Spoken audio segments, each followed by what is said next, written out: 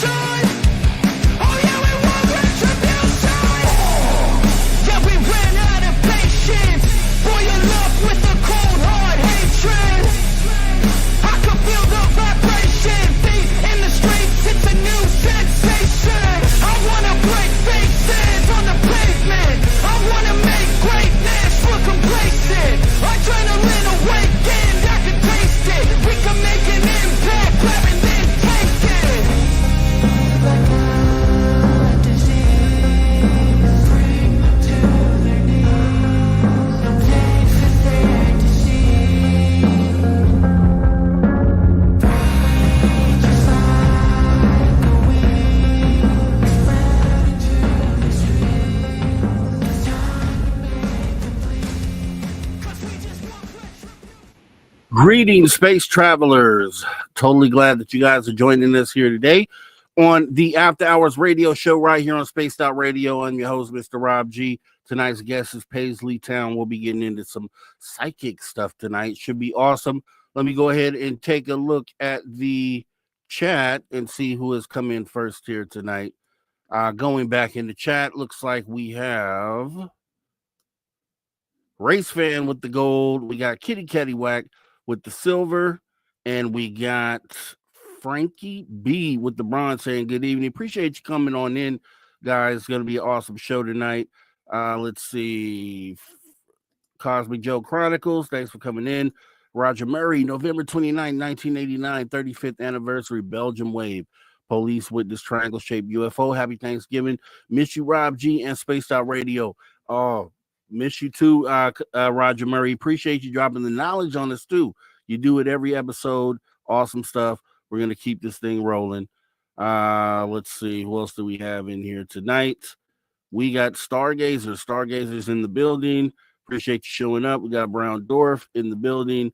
We have Ann Joanne also in the building. Hey, Ann Joanne. We got Lavera Lucchini. We got Lil Cam 51. Will there be readings tonight? I don't know. We'll see how things go. We'll see. We'll see. I don't know. Let's see. Who else do we have here? Mel WD40 getting us lubed up and ready to get into the show, which we're getting into right now. Let's see. Glad to see everybody showing up here. Warden Dragon, thanks for coming on in. Appreciate you showing up. Let's see. Getting down the list. Carl Bittner. Hi, Rob, and all you Spacey After Hours Spaced Out peeps. Appreciate you coming on in there, Carl Bittner. Thanks for showing up tonight. And let's see, who else do we have? Firewater by Design. Nice. Thanks for coming on in. Appreciate you showing on up. Ciela Azul, thanks for coming on in. Appreciate you coming in tonight. Robert Redmond's Clip Channel. I see you out there. Thanks for coming. Ginger Turtle, thanks for showing up. FAP, appreciate you. Guardian Jackpot, thanks for coming in. Lasso, appreciate you coming on in. Tamoth Man, I see you out there. Thanks, buddy, for coming on in. And let's see, we're getting down the list. Deb from Sacramento, thanks for your love for the Spaced Out Radio. We appreciate your awesome support and thanks for coming in. Frankie B Same thing. Thanks for coming on in, getting this thing kicked off. Appreciate you, Doug Shelby. Also, D Buttsick. Appreciate you for showing on up too. We get ready to get this thing started. Let's start for the podcast end of this. Welcome to Spaced Out Radio. I am your host at the After Hours Radio Show, Mr. Rob G. We're going to have an awesome show tonight. We have Paisley Town joining us. We're getting into some psychic stuff for hours 1 and 2, and then hour 3. You know, Steve Stockton and our guy Drew Banky coming on up. Don't go anywhere tonight. Awesome show. Let's get ready to go. Here we go.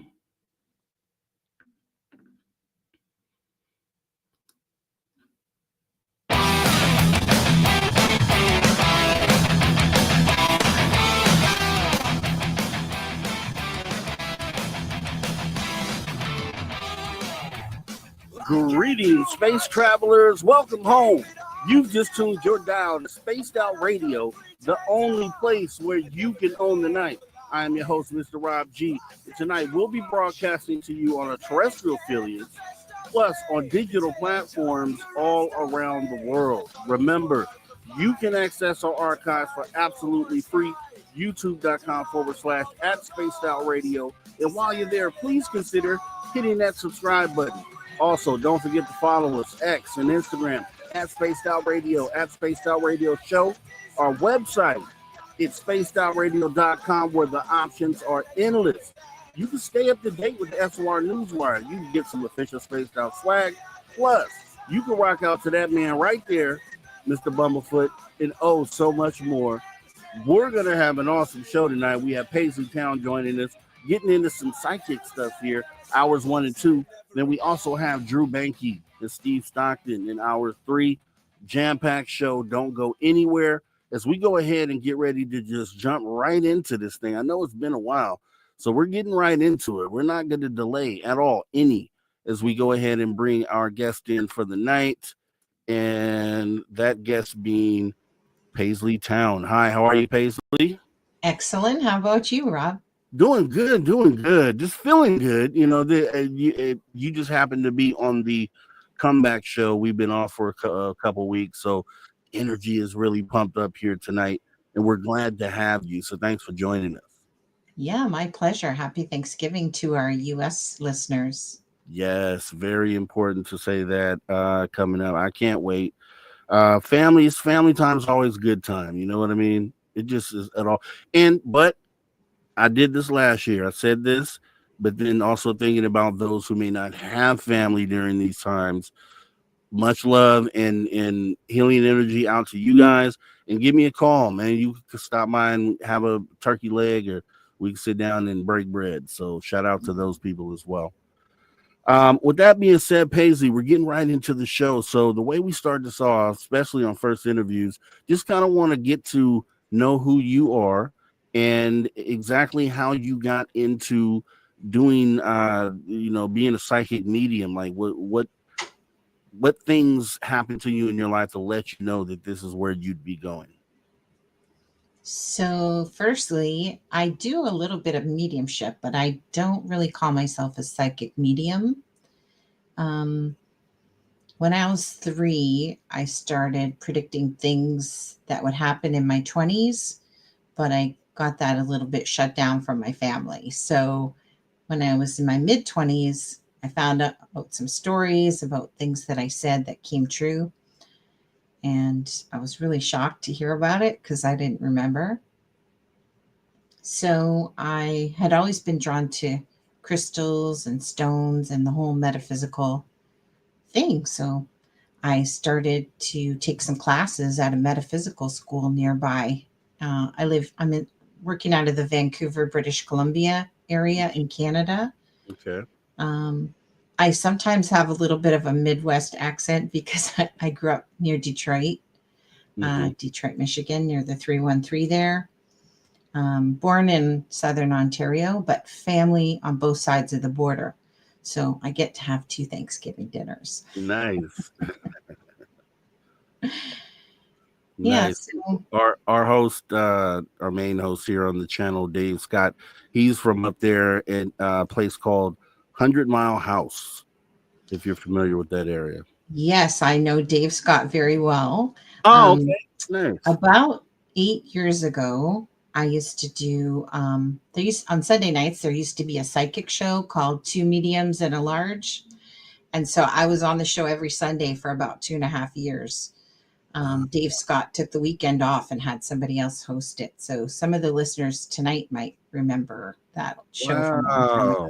Yeah. Okay, blast from the past, part of the family. So it makes Yes. it even better then. Okay, well that's good. I'm glad to know that. I had no clue. Definitely appreciate that. So, okay, seeing things. I guess a lot of people feel like I felt like during life that I've seen things that ended up coming true. It doesn't happen every time, but it happens often enough, or the incident itself is uh so deep that one incident it's like, how did I ever predict that, or how did I ever know that was the case? What is your outlook on the psychic ability and as it pertains to everyday human beings? I feel like all of us have psychic ability. Uh, some people choose to shut it down and they're not interested in having it because it can be scary. For example, if you have premonitions or dreams that come true, then you're not going to want to go to sleep if you don't have support around it. And so with my journey, like I said, I took some classes at a metaphysical school back starting around 2003. So I've been in the business about 20 years. And I was pretty nervous, to be honest. Like, I wasn't sure what I thought about psychic readers. You hear stories and they don't get portrayed well in the movies. Right. It's getting better and better on television and social media and movies more now than ever. But back in the day, they would make fun of psychics and it wouldn't be like a credible kind of occupation. So I just did it mainly as a hobby. And I got introduced to reading the energy from objects. And the formal name for that is called psychometry. Okay. And the first time I tried it in class with about 6 other people, that was the day I said, like, this is what I'm going to do for a living. It was pretty amazing. So they use that a lot. Most people have heard of it. They see it in movies. They use it sometimes for missing person cases. They'll bring an object to the psychic, and the psychic will be able to maybe remote view where the child is or the person is, Yeah. and if they're well or if they're injured or if they need help. Yeah, so it's pretty effective. I've worked on a few missing person cases, but mainly I do psychometry readings, or I call them jewelry readings. I do them mainly for entertainment. And so people hire me to come to parties and read their jewelry, or sometimes they'll bring me like a photograph in a sealed envelope and I just put my hands over it and read it with my hands. Yeah, see, and that I got to tell you, I've said this to other psychics too, just as you said, especially 20, 30 years ago, the way the landscape was as far as the view of psychics. You had Cleo, right? And all these parodies of what a psychic actually was. A lot of people felt like, okay, Cleo's been proven to be false, so there's nothing to being a psychic. That's just an untrue thing. But when I get in, the further that I've gotten into this field, and I've had my own experiences, things like psychic ability, I kind of have opened up to like, wow, there's actually something to being a psychic, like there really is. And then I start thinking about, like you said, in psychometry, where you're working with the police and they bring psychics in, they go and look for psychics to bring in to help with the case. And there was a time where I felt like, okay, is that a waste of time? But then now that I'm in this and I see that there's something to it, I can really understand the benefits and appreciate the benefit of turning to a psychic, especially when it comes to remote viewing or just having those extra abilities. Did you want to talk a little bit? I don't know if you can, but if you wouldn't mind talking about maybe some of the cases you worked on. You don't have to give specifics, but it'd be cool to know kind of how you intervened in a case. Sure. So I haven't been invited by the police to work on any cases. And when I was being trained to do psychometry, my teachers gave me a little heads up. They said, like, don't, if somebody's missing, don't call the police and tell them you know where the body is Oh yeah. because you become a suspect. Basically, you need to wait for the police to contact you. And so far, I've only had families contacting me, families that have missing family members. Mm-hmm. And sometimes it's tricky because, you know, psychics are spiritual and they're usually faith filled, but not all psychics are Christians. And so when you're dealing with a whole family and there's a missing person, the energies run high. Some people don't want to use a psychic. Some people really want to use a psychic. Some people don't care. Some people don't believe. So I usually just work with the person who contacts me. And I usually end up calling like a group of other psychics, other mediums, and intuitives and psychic readers that I know. And I like to work on a team so that we can take notes of what's said at the meeting and then provide that information to the family. There was a gentleman that went missing in Port Coquitlam, which is a suburb outside of Vancouver. And he was missing for about 11 days. And they found his vehicle. His former partner, she contacted me. They had a 5-year-old child, and the vehicle was found, but he didn't show up at work and he didn't come home. And so we got together with a group of my ladies and gentlemen, and we created a list. And luckily, the gentleman was found and he was alive, and he had been, I guess, kidnapped is the right word. He had been taken hostage by some people, and he was given the list after he was found, and he was able to confirm, yes, yes, yes, no, yes, yes, yes, no. On the list, he confirmed a lot of the stuff that we came up with. So that it's all I find, like, if you have evidence, that's great, but if it's not confirmed, how do you know it's evidence? So to have that confirmation was really good. And there have been a couple of other cases where the person wasn't found. I don't do a lot of that work. I do some paranormal work.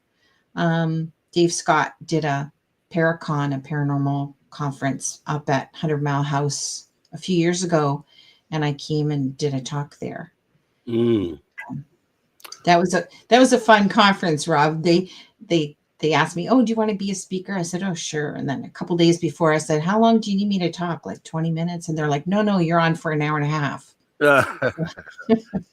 Oh man, I can imagine. So thinking about that, right? So, and here's the thing I would have, I would have a problem dealing with is not knowing if the feeling that you're getting is something you're supposed to act on or not. Do you ever run into that conflict where you're trying to, you get something out of nowhere and it's telling you an obvious thing, but you're not sure if it's something you should be acting on or not?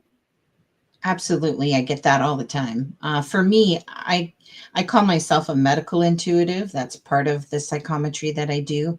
And so I get information in my body. And so, like, I might suddenly start feeling like I have a migraine, but it's because the person got hit in the head with a 2x4 or something like that. So, or sometimes I'll get certain body parts that are like extremely painful. And right away, I usually know if it's my pain or not. For example, like if I already ate, but I'm getting feeling like I'm really hungry and I haven't eaten and I haven't had water, I can tell the difference because I know I already ate dinner before the show or before the reading, before the session. So yeah, different body parts to me symbolize usually physical ailments, but also emotional situations. So, like, knee pain means a certain thing to me about the emotions of the person, or hip pain is very different. Or if I get information on my left side or my right side, it means different things to me. If you've seen the way that Teresa Caputo works out of New York, Mm-hmm. New Jersey area, she's a medical intuitive also. She does more mediumship than I do. Sometimes I will get a message, but usually it's medical intuition for me, or spirit will give me information for the client, even if the client isn't asking about something. Something will come through if it's meant to come through. Do you ever find yourself, because this is how I would see it, because if there's an off and on switch, I guess would be a better question to ask. Is there an off and on switch? Because I can imagine myself well, I guess I do have the ability, it's just not unlocked, but walking through somewhere crowded like a convention center or the streets of New York where everybody's passing each other and like picking up energies or thoughts from just people that might be near you. Do you ever get that? And then with the obvious situation of not knowing who these people are, do you go out of your way to maybe stop a person to say, hey, I'm just feeling this and I just wanted to tell you this? Do you ever get that? A couple times that's come about very strongly for me. One of the things I really focus on is protection. So if I know I have to go to a crowded place, like even just to the mall, I'll protect myself before I go to the mall so that all that energy is not coming in on me and sort of crowding me. Like it's very, very different if you're going to the library, if you're going to a concert, that energy is going to be really different. And people that are sensitives and empaths, they pick it up a lot. And so to protect myself and keep my energy, I'll say like grounded and clear and stable so that I'm not going up and down with my emotions, I protect myself before I go into big venues or crowded venues, or like if I'm going to go do readings for 275 people at a party or something like that, I protect myself before I do the readings. And then I protect myself like at the end, I kind of like shut it down. So just like if you were going to have someone over for dinner, you're going to set the table and get everything ready before they come. You're not just going to open the fridge and pull up a chair and say, here, sit down and have whatever you want. You set the table and get things ready. That's what I do. And that's what I teach my students as well. Okay, yeah, because I want to get into that because I was reading part of your bio talked about psychic development. And I like that whole idea. Like, what does that entail when we talk about developing your psychic abilities? So when I took classes at the school that it's not there anymore, it's a school that used to be local here. There was about 16 different psychics, and I took all the courses and all the workshops and all the classes they had to offer just because it was something of interest to me. And I didn't really have specifically like a mentor. And I was working at the time, I was doing office management for executive corporations. And to transition from a very conservative field into like the woo-woo field, it's a big jump.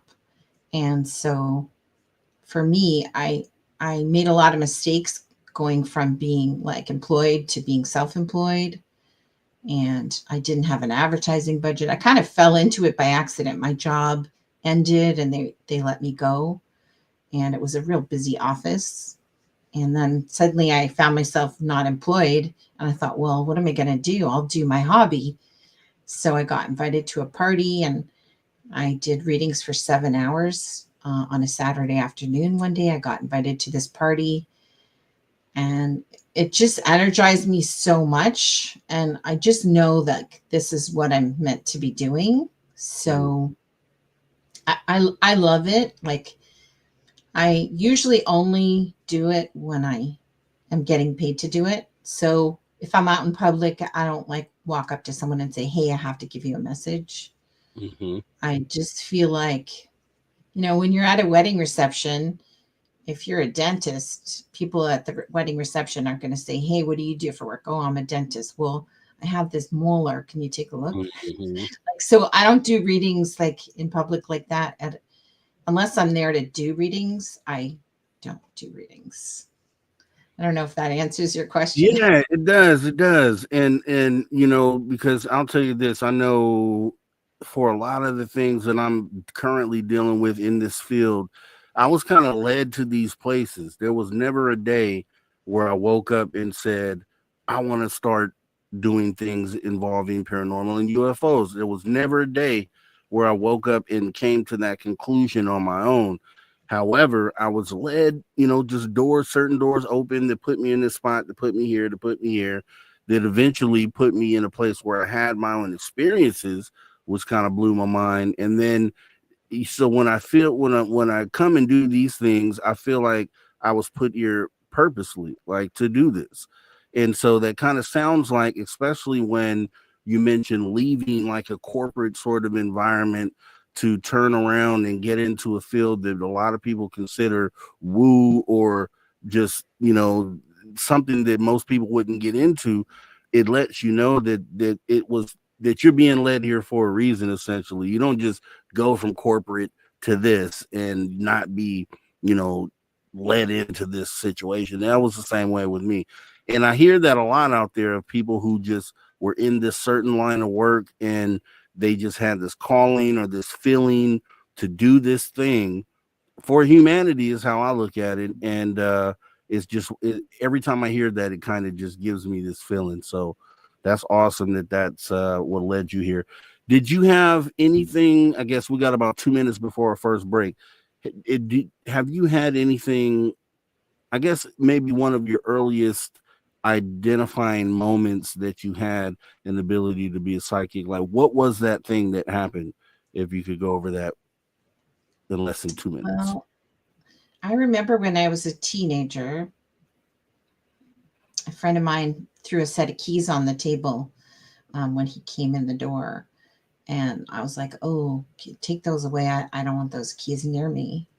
And my friend was like, what are you talking about? I said, I just don't like how they feel. It doesn't feel good. You need to take those keys away from me. Just put them somewhere else. And he was like very mystified what I was talking about, didn't understand. So it was a set of keys, a big ball full of keys, like maybe 20 keys on a key ring. Wow. And I picked up one key and I handed it back to him and said, take these away. I said, this key right here doesn't feel good. It's got a lot of negative energy on it, and it's upsetting me. And there's going to be an altercation at the back door, and there's going to be an argument. It's going to be violent. Just get these away from me. I don't like this. And he just stopped when he couldn't talk. He was just stunned. And he told me that's the back door key to his mother's house. And that yesterday, a robber came and broke into her, tried to get in the house when she was home, and she fought the guy off and he fled. But the guy was like hitting her and trying to get in. So he was really amazed because he hadn't told me about that situation. And I just felt like, oh, that's just not good. I don't want to be around that energy. So I didn't know that was called psychometry. I didn't know. I just had a bad feeling about the keys, and I didn't want them near me. So That's amazing. That's amazing. And it's amazing actually coming from both sides, as a person realizing that they're having an experience, and then a person on the other side that's saying, hey, there's no way, you should have known that. And just that whole dynamic, it's just you know, it gives me hope that that we will get to a point to where we've unlocked all these other abilities. But we'll get into that and a lot more right after this break, guys. Don't go anywhere. We will be back with Psychic Paisley Town for hours 1 and 2. Get your questions ready. Then we'll be back with Drew Banky and Steve Stockton, hour number 3, right here on the After Hours Radio Show. Don't go anywhere.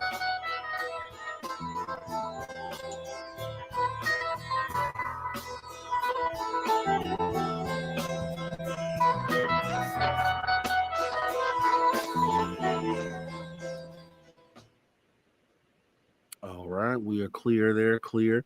And so you have 5 minutes. If you need to go do something, this is perfect time to do it. I'm good. Okay. And then also, I know some people were asking out there, and I don't know how you feel about it. They were asking if you were up to doing any readings today. Yeah, I do. Mainly, I've been doing on air. It's a little bit hard to do readings, but um, I do numerology readings, and that's based off people's name and their birthday. And Okay. so, I guess because we could, if somebody puts their birthday in the chat room, and I can have a chance to write it down with their first name, their birth name, like if they're going by JoJo as their Screen name. cat name, yeah, but their name is Joseph, I'd need the Joseph. Okay. So instead of you guys JoJo. hear that? We could maybe do some numerology readings here. Just need your actual name and your birth date in the chat. Yeah. Date, month, and year. Yes. And then once I write it down on my notes, then we can delete it from the chat so that, people's identity can be secure. Okay. So yeah. So you guys actually, let's see. Okay. So we got one right here. You're looking at William Cameron. Yep. Cameron Carter.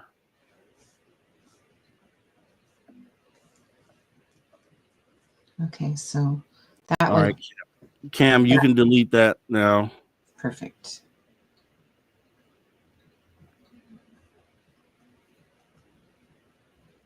And just maybe ask Cam if he has a question Yep. to just type it in the chat. Yep. And I don't need like a super detailed question, but sometimes people might want to know about career or relationship or health or I don't enjoy doing health questions live on the air too Yeah. much, but Yeah. if it's a Yeah. general question. Okay, cool. That sounds good. Yeah. Let's see. Thank you, Lavera Lucchini, for your awesome support of Space Out Radio, Smooth Rob G. Just because you think you're late in life for your quote gifts doesn't mean you shouldn't take this journey. I'm with you, Lavera. We're all taking the journey together, actually. And okay, I got a few here. Because it doesn't make sense to. Do you see the one for Drew Banky? I'm right now writing down Roger Murray. Okay. That one. Oh, there's Drew. Okay. Yeah, we'll do Drew for sure. Perfect. So Drew and Roger can delete their birthdays in the chat. Yep. It's just like for security, For sure. Yeah, definitely. With a live chat. And I may just disable the live chat too as a safeguard after the show.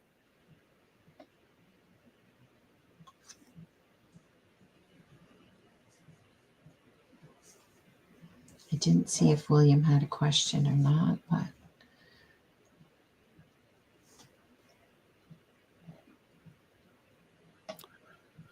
Yeah, so you guys, if you can, when you're putting the birthdays in there, put the question in there too as well, if you can. Because I'll be saving the questions.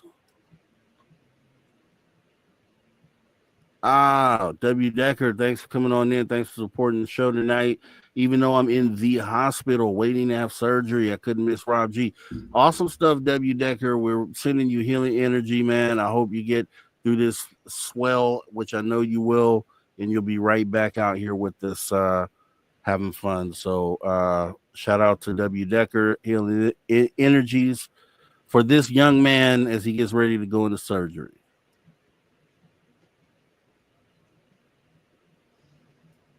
I don't think I've read for the Mothman. he's been around for a little while. Yeah. To Mothman, if you want to get one in there, put it in there.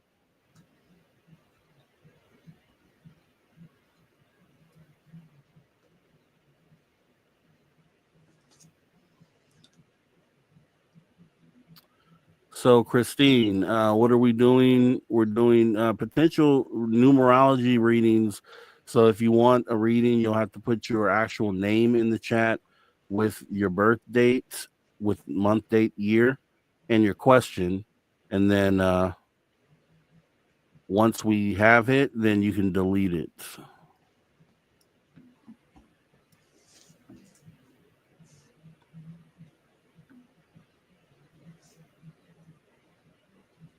So I got Carb's Art birthday, November 20th. And we got about 10 seconds here. But there's no name there. All right, make sure you guys put names in there. We're coming back now. Welcome back to Space Out Radio. Back half of the first after hour here with our guest, Paisley Town Psychic, getting into maybe some numerology readings later on. I don't know. You guys stick around and we'll find out right here on Spaced Out Radio. Also, if you're on social media, X, Instagram, make sure you go ahead and give us a follow at Spaced Out Radio, at Spaced Out Radio Show. We would totally appreciate it as we go ahead and get right back into the conversation here. So, yes, Paisley, I did want to start with the crystal ball readings because I've talked to a lot of psychics. Most do tarot. I haven't really got into anything regarding the crystal ball. How does that, or do you do tarot first off as well?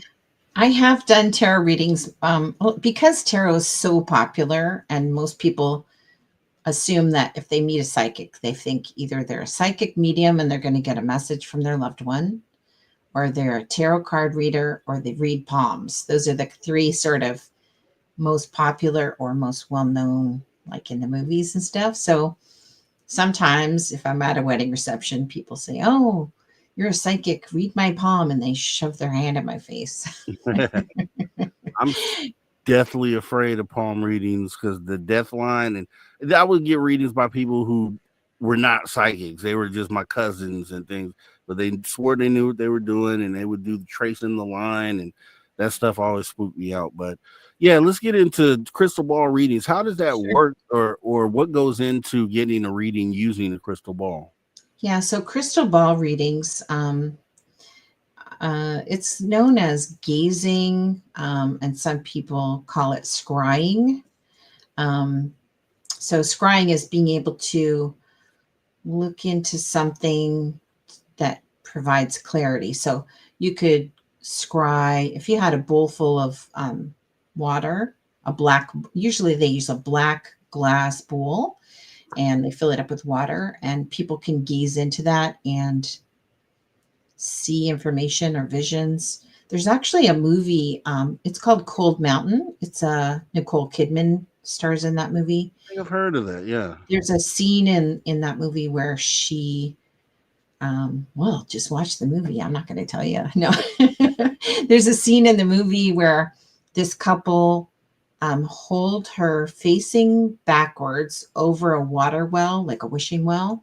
Mm-hmm. And they put up a mirror so that she can view into the mirror. And in the mirror, she sees the water behind her. Does that make sense? They're kind of bending her over the well backwards, two people. And she sees a vision. And throughout the whole movie, after that scene, like she's kind of looking for the vision to be repeated because she sees a vision that, she sees someone that's missing, that she's missing. So scrying is used to see images. In The Wizard of Oz, they have the crystal ball, and it's like they're like staring into it, like seeing like a movie or something inside the crystal ball. And for me, it doesn't really work that way. Basically, I take my crystal ball, and if I know I'm going to be teaching a class on it or doing readings with it, I have 3 different crystal balls I use. 2 of them are quartz crystal, and 1 of them is lead crystal. I also have a glass crystal ball, and I thought, oh, it's like a prop for my table. It looks pretty, but the glass is never going to work. So basically, I would have you hold the crystal ball in your hands and for a couple minutes and just maybe think about your question. And then while we're doing a reading or pulling some cards or tarot or oracle cards or whatever kind of cards, then I hold the crystal ball in my hands after you've held it. So it's, in a way, it's kind of a crystal ball reading, but it's also a little bit of psychometry. And I put it in my hands, and right away I start connecting with things pretty fast. And sometimes they're medical things that are emotional, or sometimes they're like information that spirit wants you to know. Occasionally they're messages. A gentleman called me from Vancouver Island, and it's a separate place off the mainland here, north of Seattle. And he said, "Oh, I have my grandfather's watch, and I want you to read it." So he was to put the watch in his hand, and I was in Vancouver in a different city, so I just imagined the watch was in my hand, and I was able to. And I said, "Oh, who's William?" And he said, "Oh, that's my grandfather. It was his watch." So crystal ball readings are kind of like psychometry for me. Some people do it a little bit differently, where they gaze into it, just like you would be like staring into a fire at a campfire or staring into a candle flame. Some Mm-hmm. people gaze into the crystal ball and read that way, but I like to have the client touching it and then I hold it. And it works really well. Even the glass one. What you say with you saying that, that actually makes more sense to me on how a crystal ball should work. That it may, pop culture says you gaze into it, like you said, some people do, and you have these visions within it. But then it would make more sense based on the way crystals themselves are used, not just the crystal ball, but crystals in general, being objects that hold energies and amplify energies and things of that nature. It would make sense of using it in the way that you're describing it, where it's more of a touching and feeling sort of experience more than visual. Yeah. To think about it. Yeah. It's interesting when you talk about to a psychic about seeing things. Like if I'm on a paranormal investigation and I see someone, I sometimes see them, but I guess I want to say I don't see them with my eyes. I can actually see, if I'm in a reading, I often will close my eyes as the information's coming through because I can see better with my eyes closed. It's Mm-hmm. it's, it's a very hard thing to explain, but if you do it, you know what I'm talking about. No, I know exactly what you mean. I told someone interviewed on here who was also a musician, and I told him, I gave him an example of having an ability to actually see music. And that's sort of the same thing because I can literally see music, and people outside of music may not understand how that could be, but it's the same way you're describing.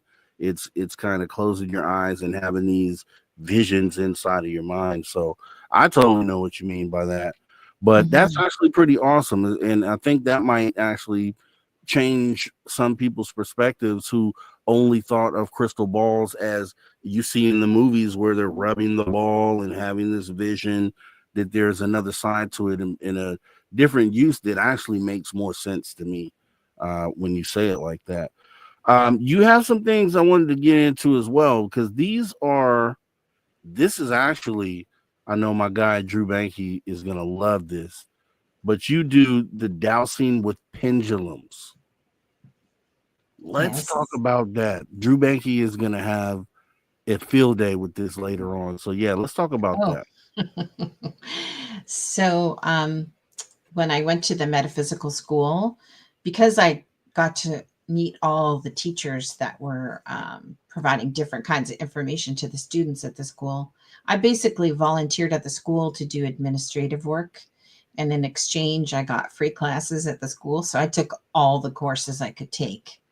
I was constantly taking courses for a few years. And so a lady came in and she was teaching us about dowsing. And I hadn't heard the term dowsing before, but I was familiar with like pendulum as far as like in construction, they use a pendulum to make a plumb line, when they're trying to get things straight during construction.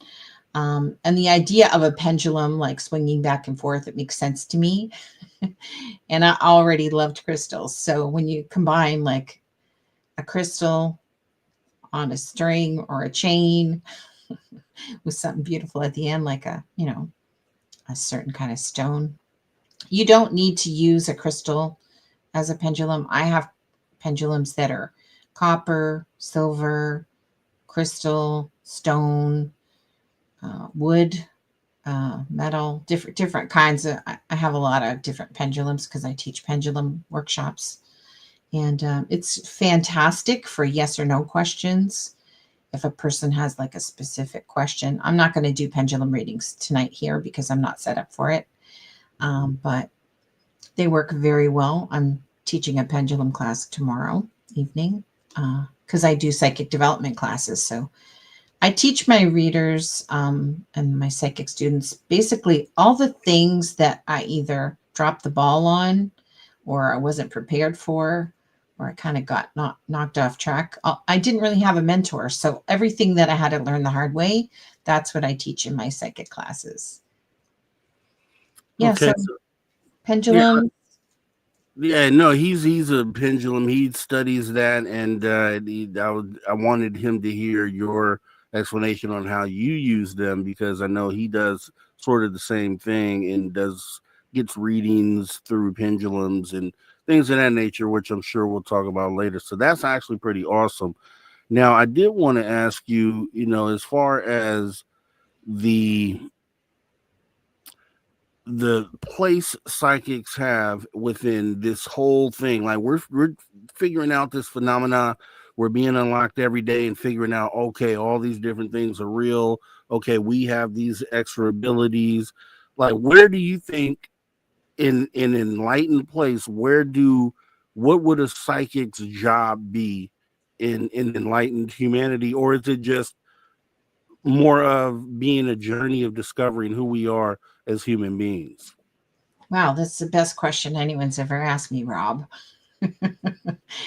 I don't know that I'm qualified to answer that one.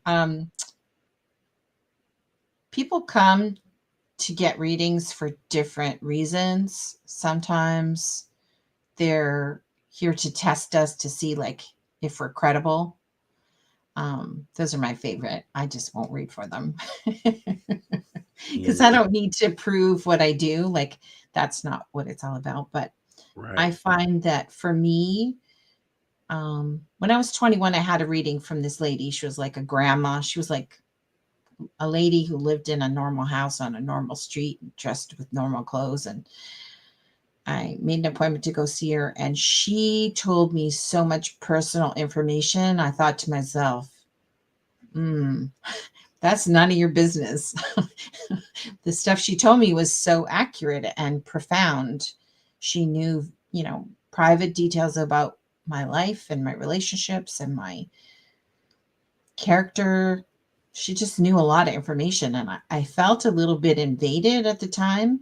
And I thought, man, that's none of your business.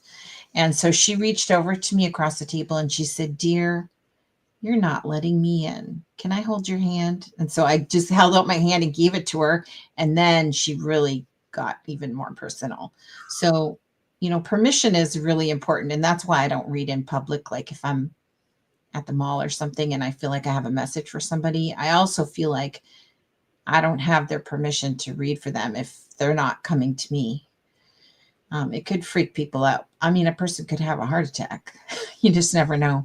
Yeah. So I think some people get readings for entertainment. Some people get readings. I have clients that get readings often, 3 times a year, they'll come and have a reading. And I also know that they go for readings with other readers. So some people do it just to keep themselves on track. One lady, she booked an appointment every week for, I think, about 6 or 7 weeks one summer. And after the third, like this, a week went by, I booked her second appointment. The week went by, she booked a third appointment. I said, wait a minute, like readings are not cheap. They're, I charge $150 an hour. And I said, like, what's your motive for getting so many readings? Like, I don't mind reading for you, but what's going on here? And she said, well, I used to go to counseling and I'd pay like $200 an hour and I didn't get very much out of it. But when I have a lot going on, I'm going to need some direction and support from someone. And I find you to be super helpful and you know what's going on and you just tell me straight up what's going on for me. So she said, when I get through this situation, I'm not going to bug you every week for readings, but for now I need you.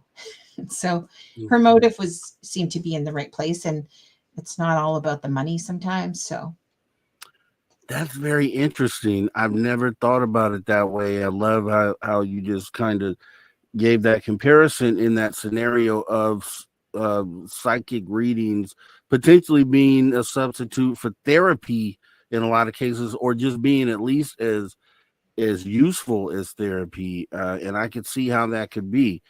Do you? And that kind of gives an answer to my earlier question, like that might be a place where psychic ability fits into the overall humanity thing, and because we're going to need therapy going through and figuring out what it is that we're dealing with now. So that lines up pretty good. So I like that.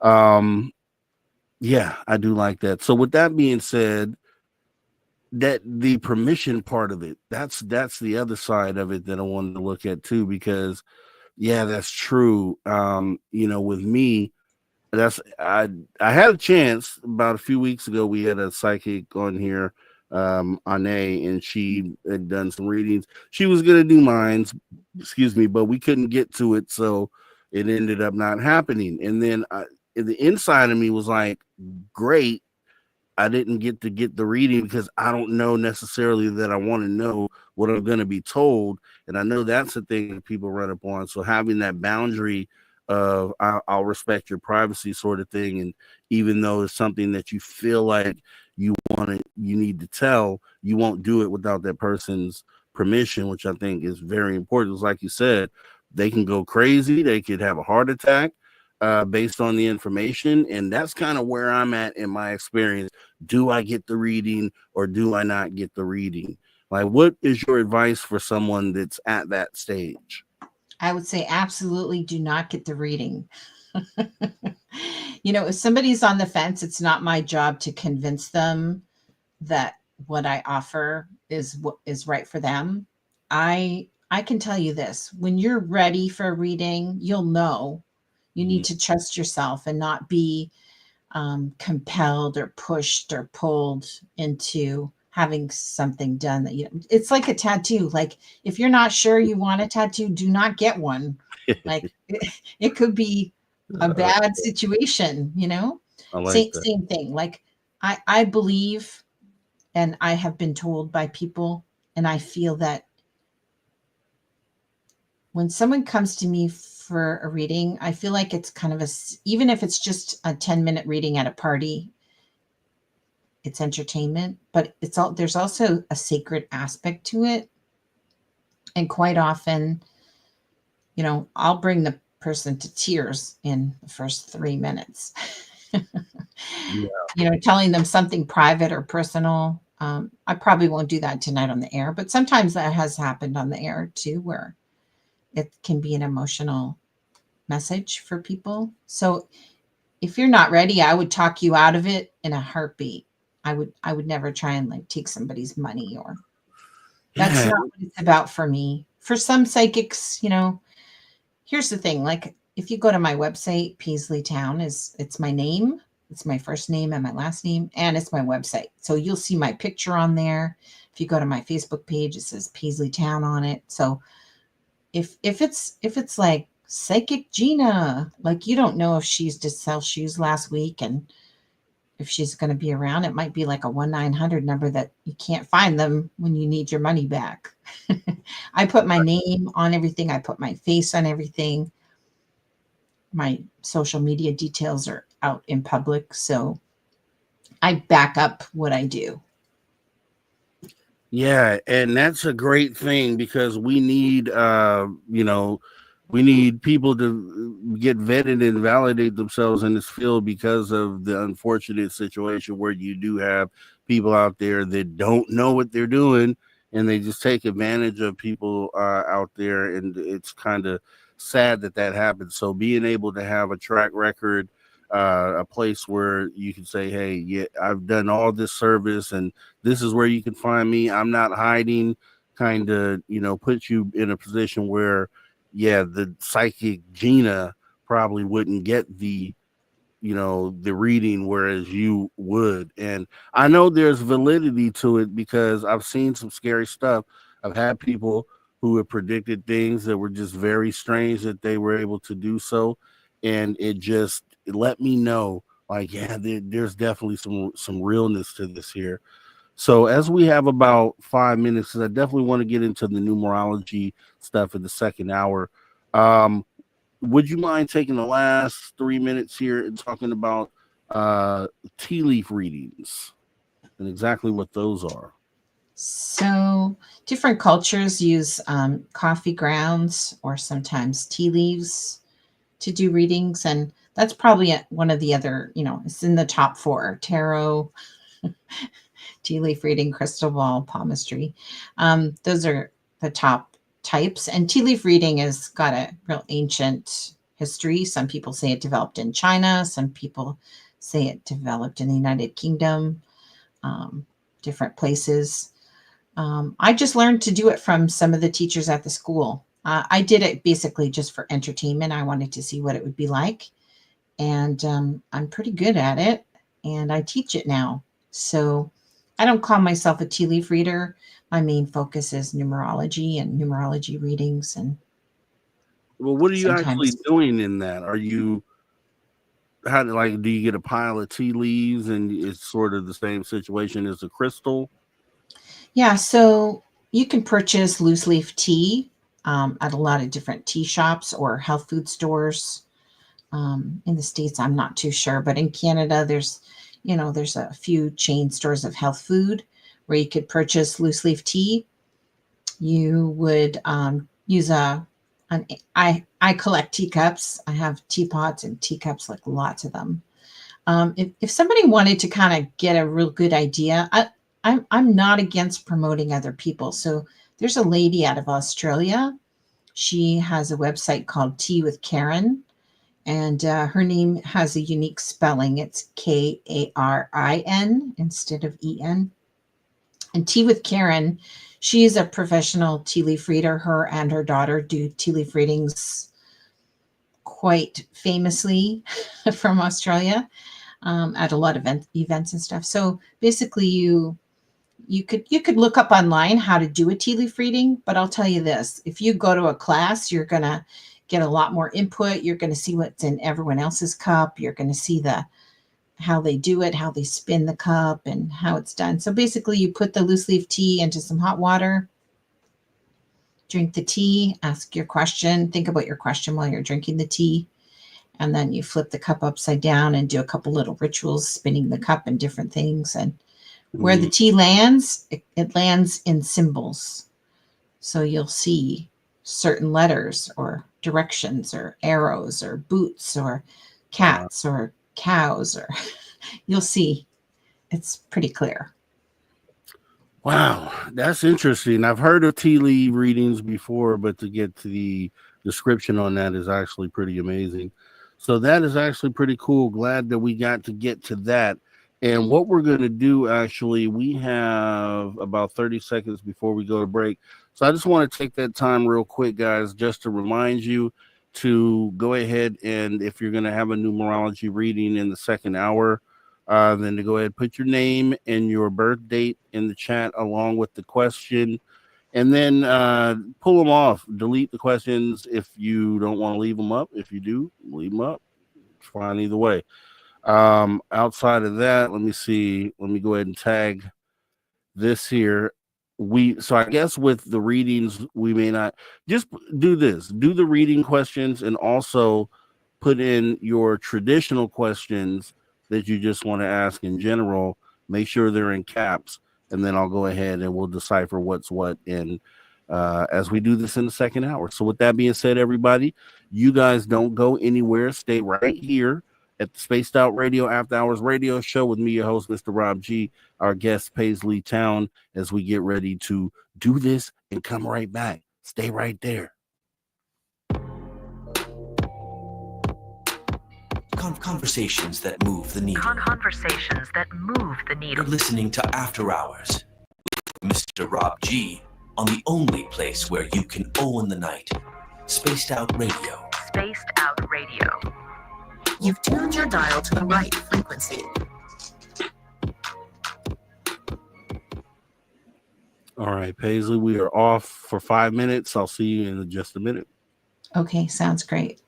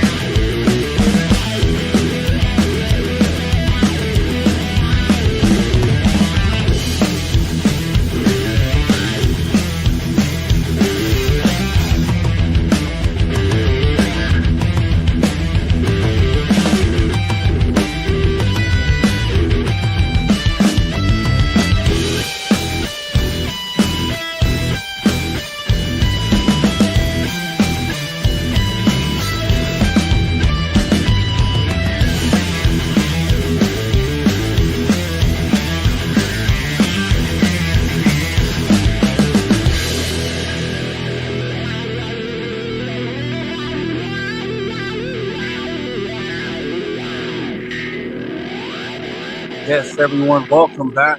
Spaced Out Radio After Hour number 2 with me, your host, Mr. Rob G, and our guest psychic, Paisley Town. We'll be getting into some good stuff. Don't go anywhere, as we have about 30 seconds before we come back from radio break. Let's take a look out here. Welcome, Zinzabil. Thanks for coming in, resident. Appreciate you showing up. Let's see.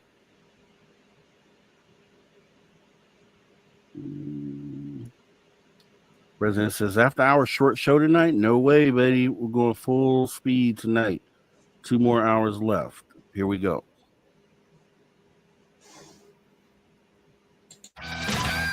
Welcome back to Spaced Out Radio, the After Hours radio show with me, your host, Mr. Rob G, as we are joined back with our guest, Paisley Town. We'll be getting into some psychic readings, some numerology readings, actually. To be more specific, you guys don't go anywhere. Also, don't forget, if you missed any of this show, you can jump in anytime in our archive, absolutely free, youtube.com/@spacedoutradio. Make sure you go check us out.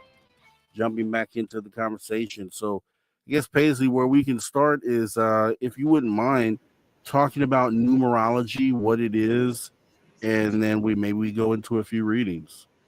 Sure. So I have dyslexia with numbers. It's a learning disability. And so it's pretty interesting to me that I do numerology readings because it's all about the numbers. And I met this gentleman. He was a numerology teacher, and he had been doing numerology for 44 years when I met him. He asked me my name and my date of birth. Like, as he was shaking my hand, he's like, when are you born? I told him. He, again, blew me away. Just the information that he was able to provide to me, just from knowing my birthday, I felt like he called my mom and interviewed her before he spoke. So he used my name as an example on the blackboard during the class, and it was phenomenal. So I booked a reading with him.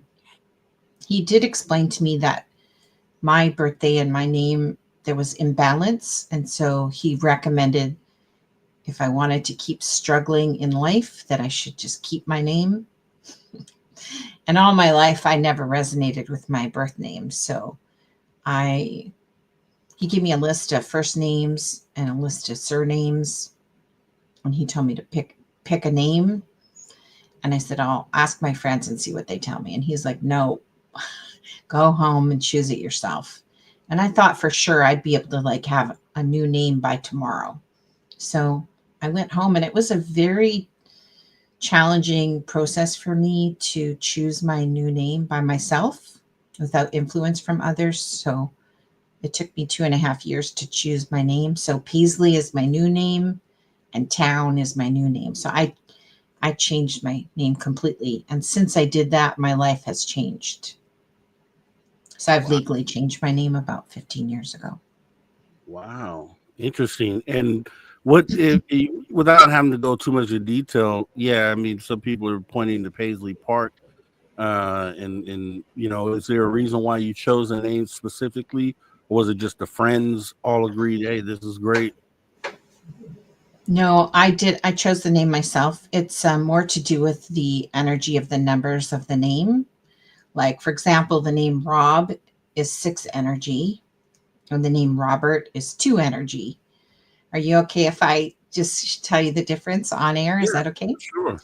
So if you go by the name Rob, it makes you a little bit more vulnerable, and it tells me about you that you're an empath, and so you have sensitive abilities. So if somebody around you is going through something, doesn't have to be someone you're close with. It could be someone at the bus stop or someone at the convenience store, the cashier, let's say cashier at the Target or something. If that person's going through something, you'll feel it because you go by the name Rob a lot. So you'll pick up the energy. If someone's not okay, you'll without speaking to them, you'll know that they're not okay because you're an empath using the name Rob. But the name Robert, The name Robert kind of limits your communication more. You like to, the 2 energy of Robert tells me about you that you like to collaborate with people. You work better on a team. Partnership works well for you as long as the other person's not too bossy.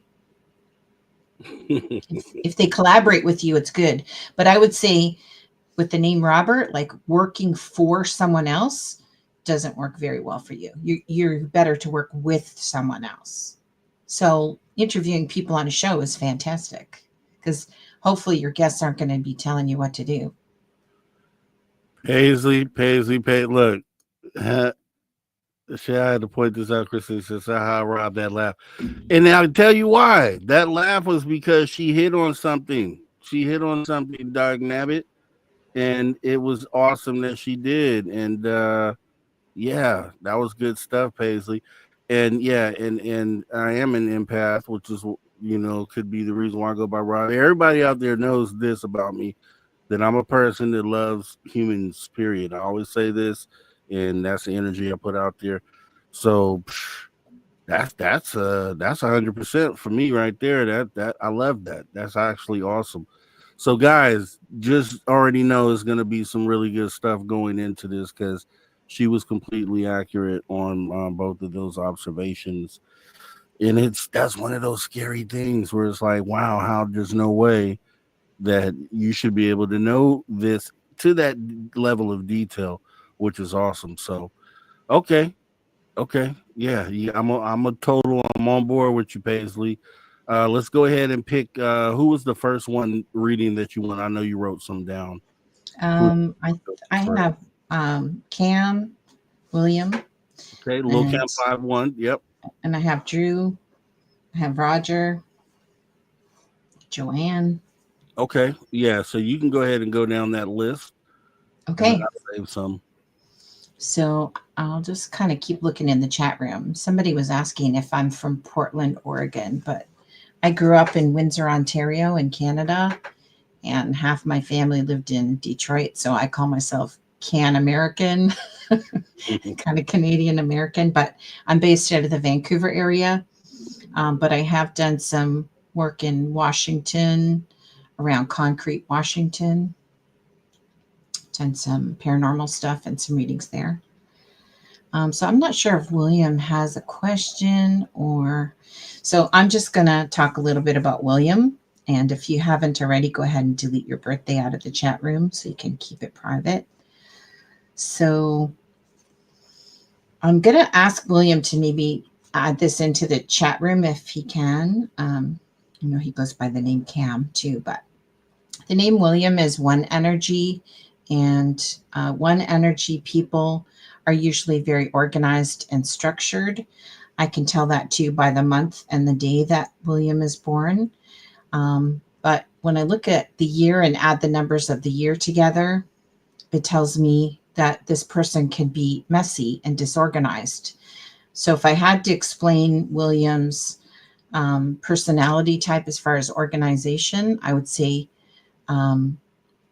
like messy and organized at the same time. So William might know where things are. So he might say, oh, just go in the office and it's there's 3 piles on the counter.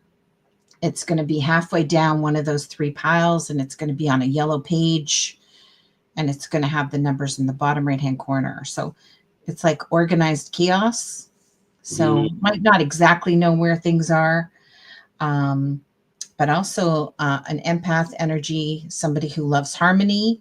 So William might sometimes create a little bit of drama, but they don't like drama. They like harmony. They like getting along and things to be resolved, that kind of thing. Do you know William, Rob? Do you know? William, I don't know him personally, but he's in the chat right here, Little Cam 5-1. Okay. And so maybe let me know if any of that makes sense. Also, decision making could possibly come up as a challenge for William. The name Cam is one energy. And then Cameron is Cameron is like hippie energy. Cameron is like empath, hippie, harmony. This should be somebody, if he goes by Cameron, then he should work with his hands with like metal or wood.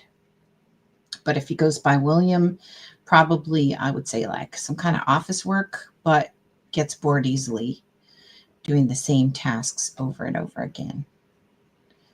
So maybe we'll see if we can get some confirmation. Yeah, it'd be awesome, Cam, if you're out there. Oh, okay. Cam says, I do. Cameron. Okay, we like that, Cam. I don't know what I do means. Maybe he wants to get married. Yeah. So what part of that are you agreeing with, Cam, if you're able to say real quick? What part hit for you?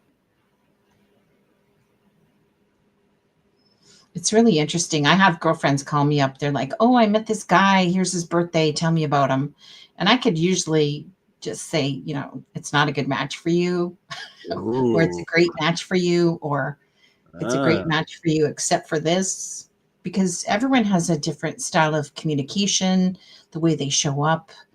You know, if they're doing the kind of work they should be doing, or not doing the kind of work they should be doing. Okay. We'll wait for Cam says the harmony. I go by Cameron. So okay. Yeah. Awesome stuff, Cam. Okay. All right. Okay, and then I have Roger. Roger Murray. Okay. Now, do you know Roger? Just in the chat. I feel like I know him, but just through the chat. Yeah. Sure. So maybe I'll get Roger to just reply if any of this kind of makes sense. So Roger also is an empath and loves harmony. And he's very much about teamwork. It's possible. Like I'm just reading tonight. I'm just because I'm doing fast, quick readings. I'm just doing general, quick first name readings. I'm not doing the whole full name and all that jazz. Mm-hmm. Usually if I read for someone, it's for an hour or an hour and a half. So this would be someone who possibly struggles to communicate clearly. So it doesn't mean they don't speak, because Roger's birthday would be somebody who's not particularly shy, but sometimes the communication could possibly be unfiltered, where they just say, you know, damn, that dress makes you look fat, or like they can be unfiltered in their style of communicating. Yeah. Which is like super honest, but sometimes like you'll get yourself in trouble if you talk like that. Yeah. How does that feel, Roger? Just as she's doing this, that'd be cool if you could let us know. And a benefit to Roger would be doing cardio activity. Because I'm a psychic, I can't tell people they should work out. Like I don't give medical advice or cardio advice, but I would say if Roger chooses to do some physical activity or work out, doing cardio, like if they work in construction, they're already doing cardio, just for an example. But Roger might have a little bit of a temper unless he does cardio. So that's good to know about that birthday and that name. Okay. So we'll see how that goes. Yeah, he may have left. If he's not here, he'll reply in the chat, I'm sure. I mean, the comment section. Yeah. Yeah, I appreciate that a lot of people are doing other things. Like some people are in the chat room and they're also at work. Yes. You know, making money and stuff. So I can move on to Drew. I think Drew is probably in the chat room. Yes, he is. And also Roger just said, Paisley Town, true. I'm diabetic. Don't get mad. So, you know, it's tricky, you know, for people to do cardio if they have any kind of health issues, right? Like some people might be in a wheelchair, they can't work out, but I would say like go swimming, do some kind of cardio activity. And if you can't get to the cardio, if the doctor says it's okay for you to do cardio, one thing that my clients have done that they've come back to me and said, wow, this works amazing, is when they're training Olympic athletes, let's say, Rob, if you're like an Olympic runner, you're not going to run for 8 hours every day. You're going to run and do some weights and do some yoga and rest and do some weights and do some running and do some resistance training. And a lot of what Olympic athletes do is the mental part of exercises. So sometimes if someone's out with an injury and they can't run, they might suggest to them that they do like visualize running the race or visualize exercising. And they have proven that it gets the heart rate up just the same if you're visualizing it as if you're doing it. If you can master the meditation of visualizing cardio, it's very helpful for the body. Okay. That makes That's sense. how they train athletes. So That makes sense. okay, so let's look at Drew here. So Drew, and do you know, Rob, is it Andrew or is it Drew? Is the birth name Drew? Because if the name's It's Drew, Andrew. it's Andrew? Yeah. Okay.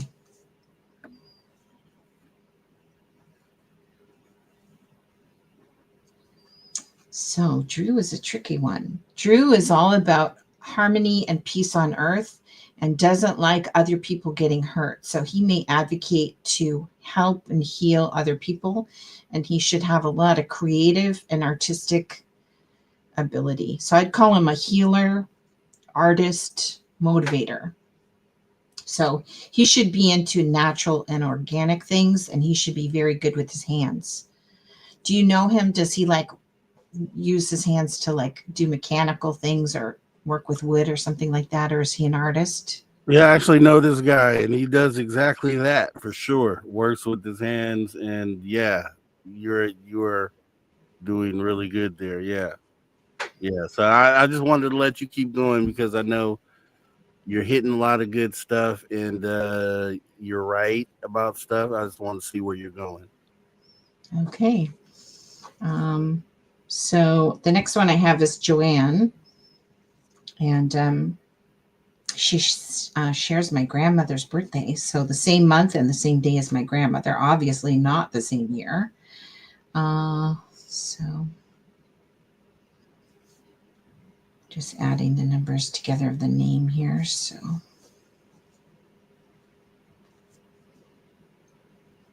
Joanne gets along with all types and all personalities of people unless she's betrayed by someone. And if she feels betrayal, and when I say betrayal, a lot of people automatically think like relationship betrayal, but if someone betrays her word or betrays with money or betrays intimate betrayal, like any kind of betrayal, if someone doesn't have her back, she will vote them off the island. Doesn't matter if they're family or twin sister, doesn't matter. She'll be done with that relationship. It'll be very difficult to go back. I kind of talk about this betrayal like you could take a piece of paper and crumple it up in a ball and then try and smooth it out. It's still a piece of paper, but it's not the same anymore. So the betrayal really impacts somebody with Joanne's birthday, with the spelling of Joanne. And Joanne, let us know. She says Hill. I'm not sure what. Hill? Is that should maybe in chat. Joanne, did you hear the reading? And if so, let us know how you felt about it. Yeah, for me, confirmation is really important because, whether you're doing psychometry or tarot or numerology or any kind of reading, if you don't have the confirmation, it's useless information. Like even when I do paranormal stuff, I always like to, I don't watch too many paranormal shows because I'm really scared of them. They're kind of spooky for me, but I'll go on a paranormal investigation. I have no problem if a ghost or something just grabs me by the arm, because I feel safe and protected. So that is awesome. I want to let you know, Drew Bakey said that you were spot on and that a new opportunity just came up for him should he go for it. I don't know if you're able to see into that.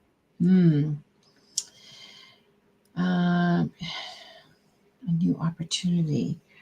Let me just look at the birthday again here. So Drew shouldn't have one career. So if the opportunity he's speaking about is to do with like making money or career motivated, I would say yes, take it, because there's lots of different kinds of jobs that Drew could do and master them. Very often someone with this birthday will do more than one career at a time, quite often, because you get kind of bored. And it's so funny because I think I mentioned, like, with this birthday, decision making can be tricky. The name Drew is 5 energy, and born on this day is 2 energy. Basically, the way numerology works is you add the numbers together and bring it down to 1 digit. So if someone's born on the 11th, it's 2 energy. Or if someone's born on the 2nd of the month, it's 2 energy. Or if someone's born on the 20th, it's 2 energy. So with the 2 energy and the birth date, the date the person's born, and the 5 energy in the name Drew, I would say, like, goes back and forth, trying, like, even like ordering off a menu, they'll be like, oh, I don't know what I should order. What are you having? It's like that indecisiveness. So cardio activity would be helpful for that. But usually they have more than one career because they get bored.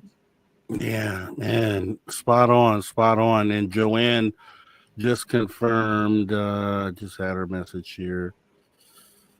She says that you're correct. But let me read what she actually said here. Yes, she says, yes, she is correct. And then she goes further and says, I get along with everyone and try to understand how others feel. So you were awesome on that one. And yeah, so who's the next person up? We have about I don't 2 have any more written down here. Nope. Okay, good. Well, I have one here. We have about 2 minutes on this one. Name is Brianne. And how do you spell that one, Rob? Breann. And birthday, Okay. November 19th, 1985. And did Brianne have a question? Didn't see a question. Okay. So Brianne potentially could be a firecracker. Do you know Brianne, or No. just from the chat room? Yeah. Yep. Okay. So when I add this birthday together, I get the 8 energy, and the 8 energy can be worrying about things often. So one of the things they often will worry about is money. But what happens for someone with this birthday is that money always comes to them at the last minute. And they like to shop and spend money, and they'll spend money on anything, everything, but especially on quality things. Quite often someone with the name that adds up to 6, which is Brianne with this spelling and this birthday, they'll have friendships as adults and seniors that they've had since they were very young. Like, oh, I've known her since I was 5 years old and we've been best friends. She's like my sister. And it'll be close relationships. So quality products, and like if this person's into fashion, then they'd have like quality, expensive handbags and expensive shoes and expensive furniture. Usually it's not somebody who has like a lot of IKEA furniture. And Brianne, if you're out there, it'd be awesome to get confirmation on this message if you're still here with us tonight. And as we wait for that, we'll actually get ready to go to our next break here. Actually, our last break with our guests here. So it'll be about 20 more minutes when we come back from this break. So I would like everyone, let me see here. I actually have a lot of birth dates here in names. So let me just check real quick.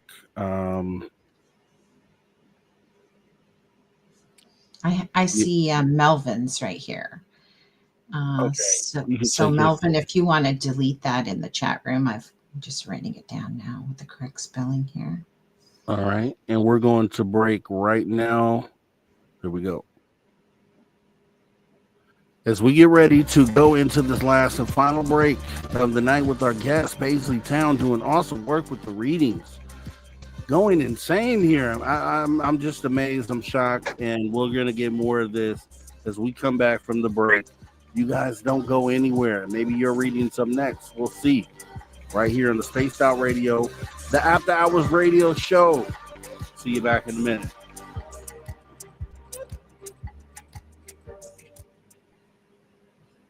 All right, we are clear. Thank you. We have about 5 minutes. Rob, you didn't tell me your birthday. Do you want to send it? Oh, maybe you sent it in the private chat. There's a message from Drew there.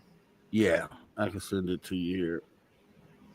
It says, ask her if she has ever heard of what I do, but I don't know what he does. So, yeah, and that's the kind of plot twist because that he was talking about the pendulum work that he does, the energy work with the pendulums. Okay, so I wanted to actually talk about that on air a little bit more about the pendulums.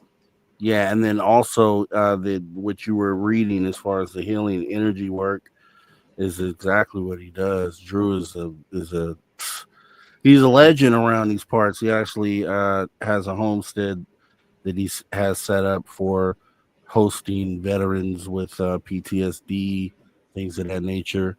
And so as far as the healing energy work you mentioned, that's him all the way.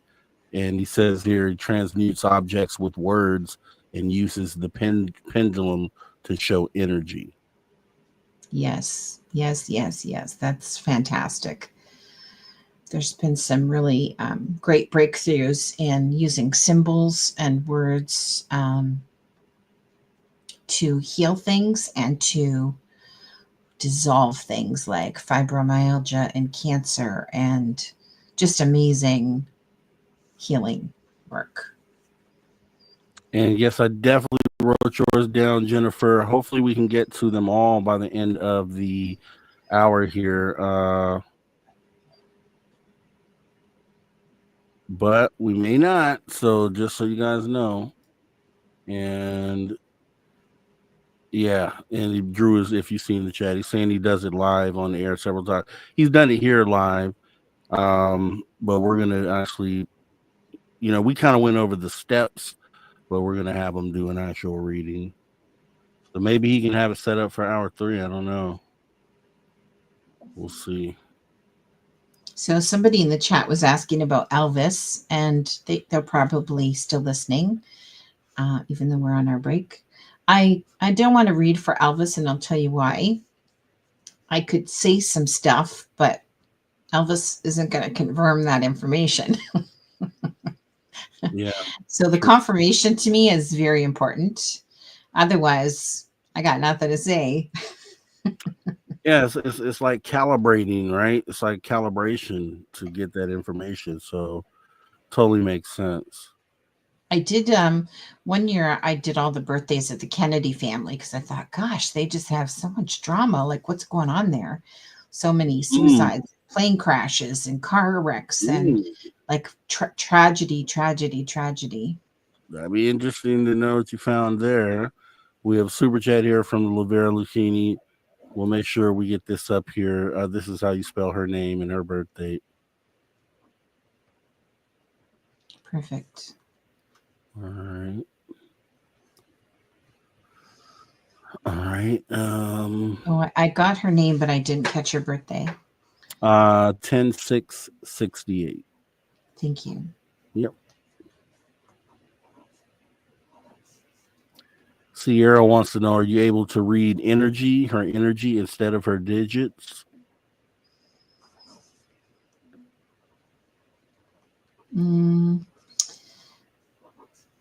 Sierra is an empath. She's very sensitive.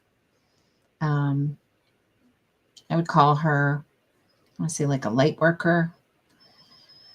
I feel like hippie energy from her, like organic nature, likes plants and babies and seniors and people and music and art. So let's see.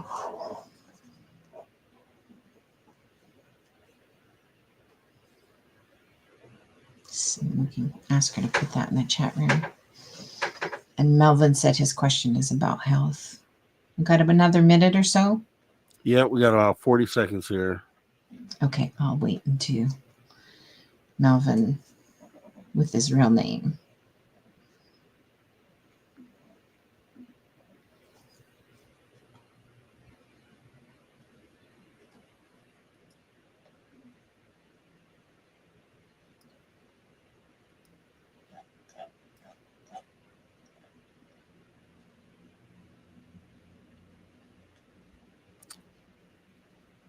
Also, I don't know if Sierra is her real name or not. So I was reading the name. Sierra, is that your real name or not? It's important. We have about 20 seconds here. And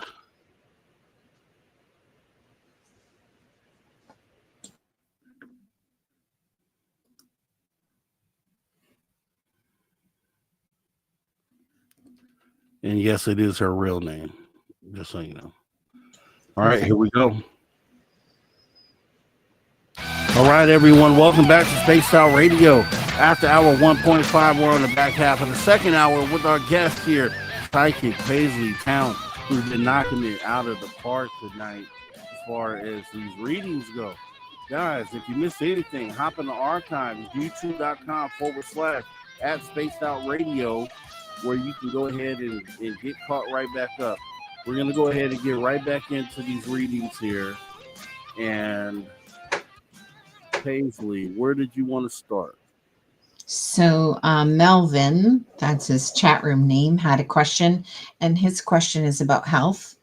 And before I give any information about health, I just want to say, like, you should really never get medical advice from a psychic or legal advice or mental health advice, all the stuff, all those things. I would say, like, leave that to a professional who's certified. Maybe not go to a psychic about that, but that the birthday that's provided by Melvin, along with the correct birth name, which I have written down here. This birthday sometimes will suffer from carrying around tension and not being able to let tension go. And it could possibly manifest as digestion issues in the body or food allergies, like stomach, gut issues, or really severe indigestion. But also it could manifest as things in the chest in a male, like high blood pressure, I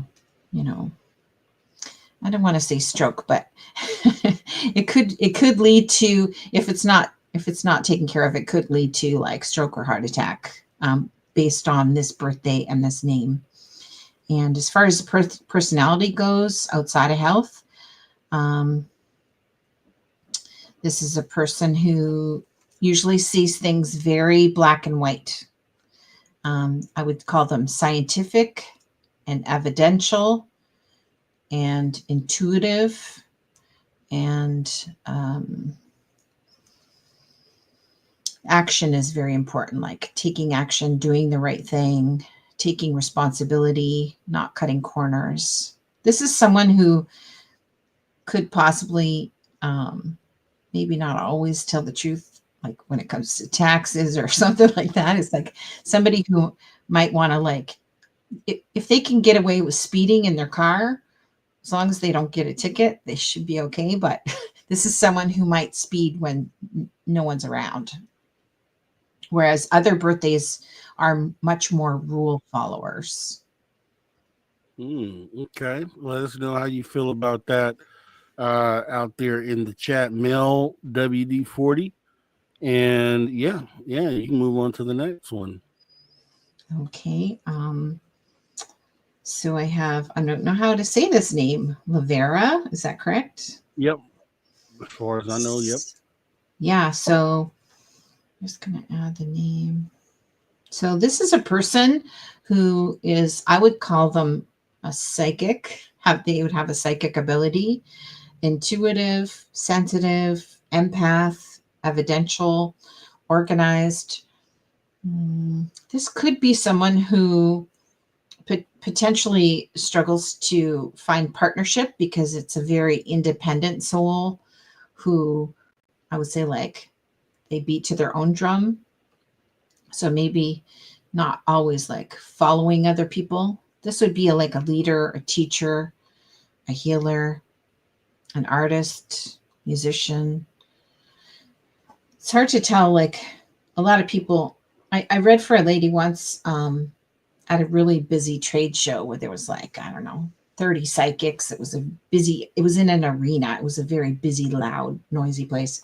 And I said to the lady, "Oh, you're very creative." And she said, "I'm not." I said, "Really? Like your numbers show me like you're super creative. You have this great ability to like create things and build things." I said, "What do you do for a living?" She said, "Oh, I build houses." And I said, "Like, you think that's not creative?" Right. So Lavera has the ability to be very structured and very creative. So she could do fine arts, but it might be a chef, or it might be a musician, or it might be somebody who does pottery. It could be sort of structured and creative, both. And Melvin's saying yes, thank you. Yes. Wow. Melvin confirmed. You are knocking it out of the park tonight, and we'd love confirmation from Lavera. If you're still out there, Lavera, that would be cool as we go ahead and move on to the next. If you have anyone else on your list. I don't have anyone else on my list, but Para Marv was asking about numerology readings, if the time is important. And for numerology, the time and the place, that's more like in the astrology field. They'll want to know what time you were born and what time zone you're born in. So like what city. For numerology, usually I read the first name. Sometimes if someone has a nickname, I'll read that. Depends. Like, because for example, if somebody's born and their name is Harrison, but they go by Jojo and people don't know their name is Harrison, I'm going to read both. But usually we go by the birth name on the birth papers. Because like it's very different. Like when I was reading Rob and Robert, two different personalities. Do some people call you Robert? That was another thing I was going to say. It only happens when I'm in trouble or when someone's trying to give me direction, right? Or trying to direct me, whether that's an employer or just someone who thinks they have control over you. Then it's.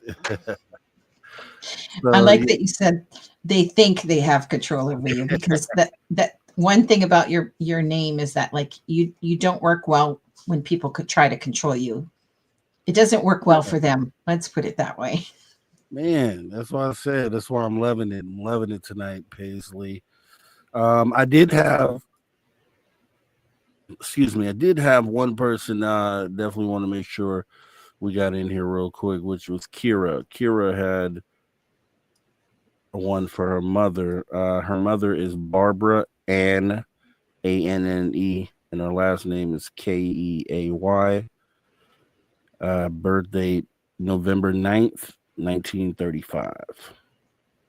Okay. This should be a pretty nurturing person. Let's see, 1935. 5.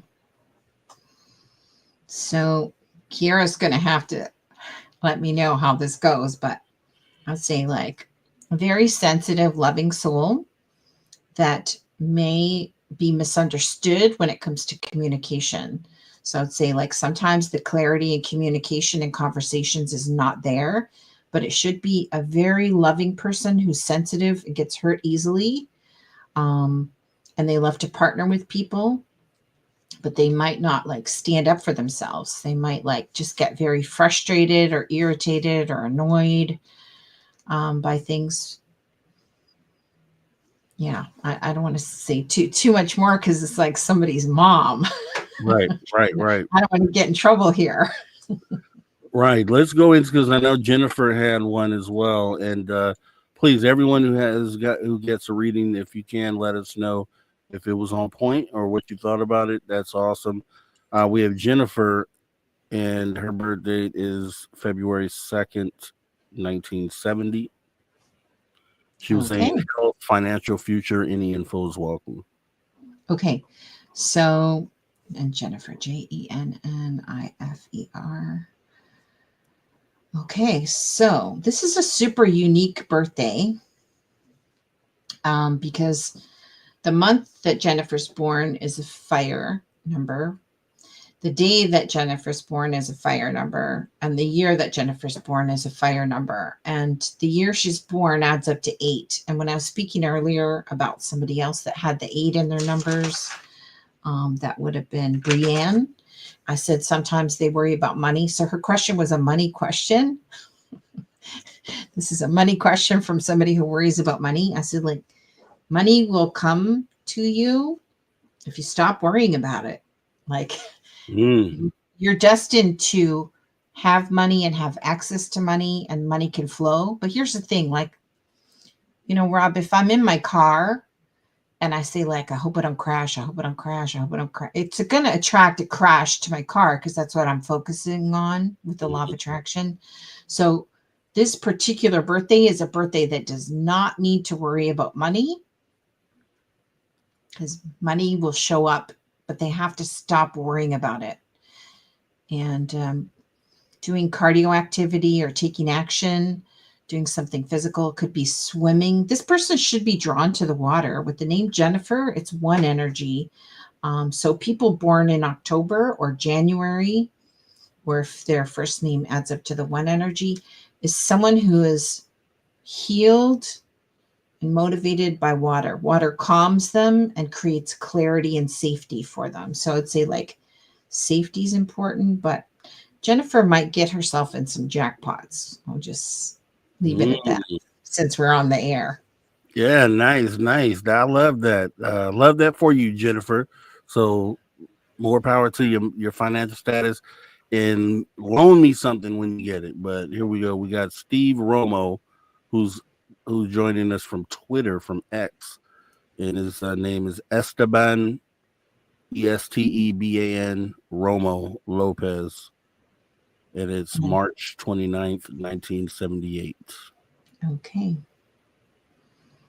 So 2 energy, 3 energy. I would say, like, somebody who's a little bit stubborn sometimes. Gosh. Yeah, this is a person who gets along with all personality types.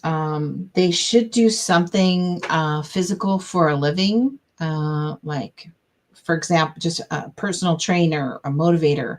They work well on a team, and they work well with their hands. And more clarity will come to Esteban later in life. Perhaps a published author. So I'd say, like, a great ability to teach and train, but can get frustrated easily and has a temper that might come up sometimes too much. Depends if they work out or not on a regular basis. Okay, and let me know how that resonated. Let me know how that resonated with you out there. As we have, I'll get to this person here next as we wait. We got Ginger Turtle 43. The name is Andrew Hillier, Hillier, November 29th, 1982. Okay, well, happy birthday. We got a lot of November birthdays. Wow, that's great. 8, 9, 10, 11. Okay, so November adds up to 2, and 29 adds up to 11, which is 2, and 1982 adds up to 2. So this person's birthday is 222, which adds up to 6. So I would say a sensitive soul. I'd be curious to know what this person does for a living. This could be somebody who's good with sales and marketing. Should like to work as a team with people. For the most part, doesn't like to do things alone or be alone. So if Andrew's in the house alone, it feels really different than if somebody else is in the house. Like, let's say Andrew's in the garage doing something, because Andrew likes to keep busy, and does not like to be bored, like always, always constantly doing 2 or 3 things at a time. Like kind of like that soccer mom energy, you know, where you're like doing doing too much. So if he's in the garage, like fixing something or working on something, and someone else is in the house and they're having a nap, as long as someone else is home, it creates calmness for this person because they don't particularly like to be alone too much. Partnership is very important to them.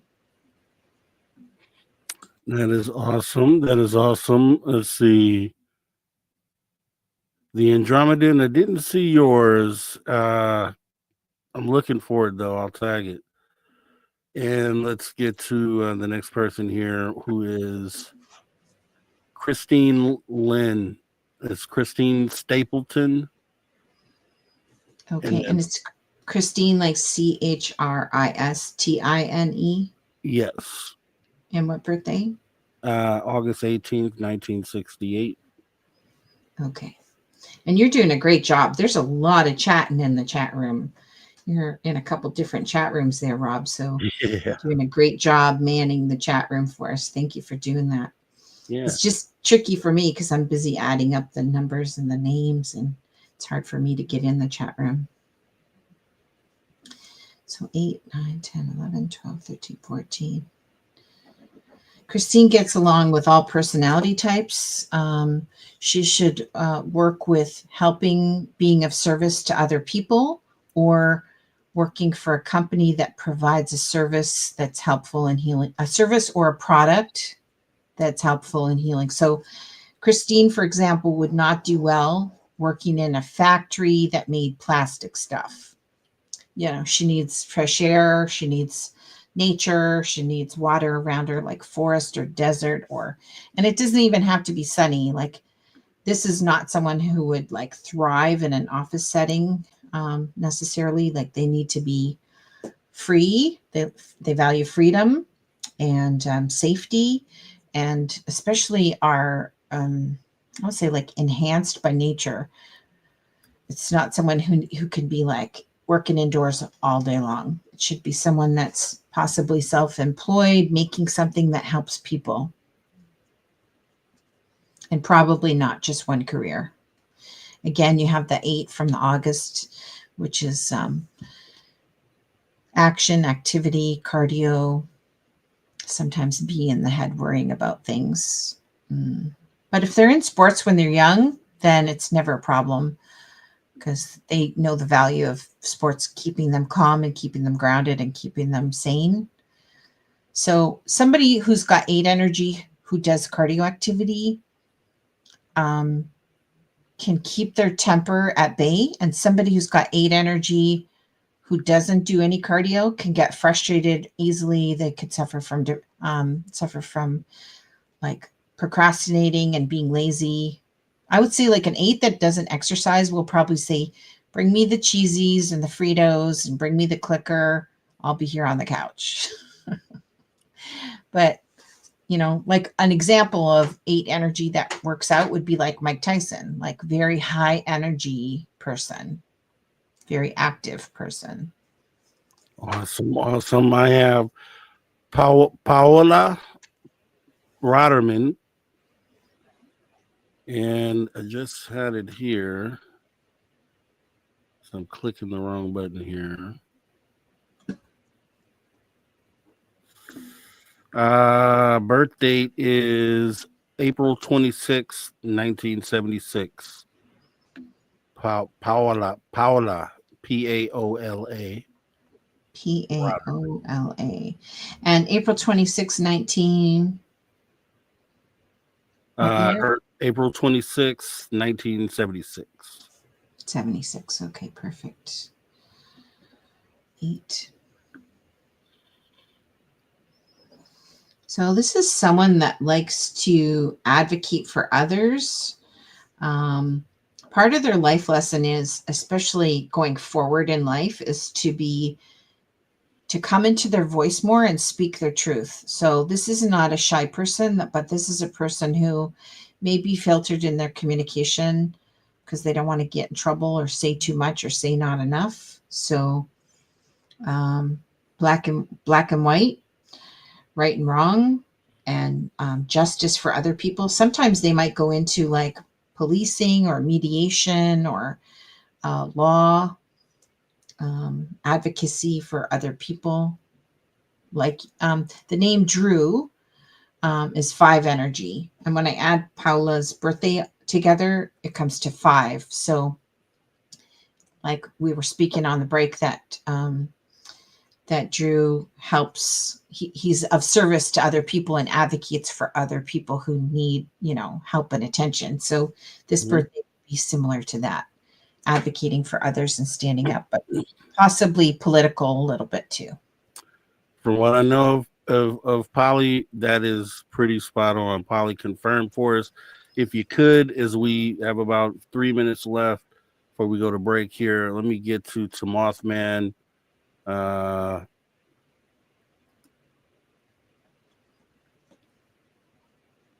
Okay, I can see that one on the screen, so you can delete that now. All right.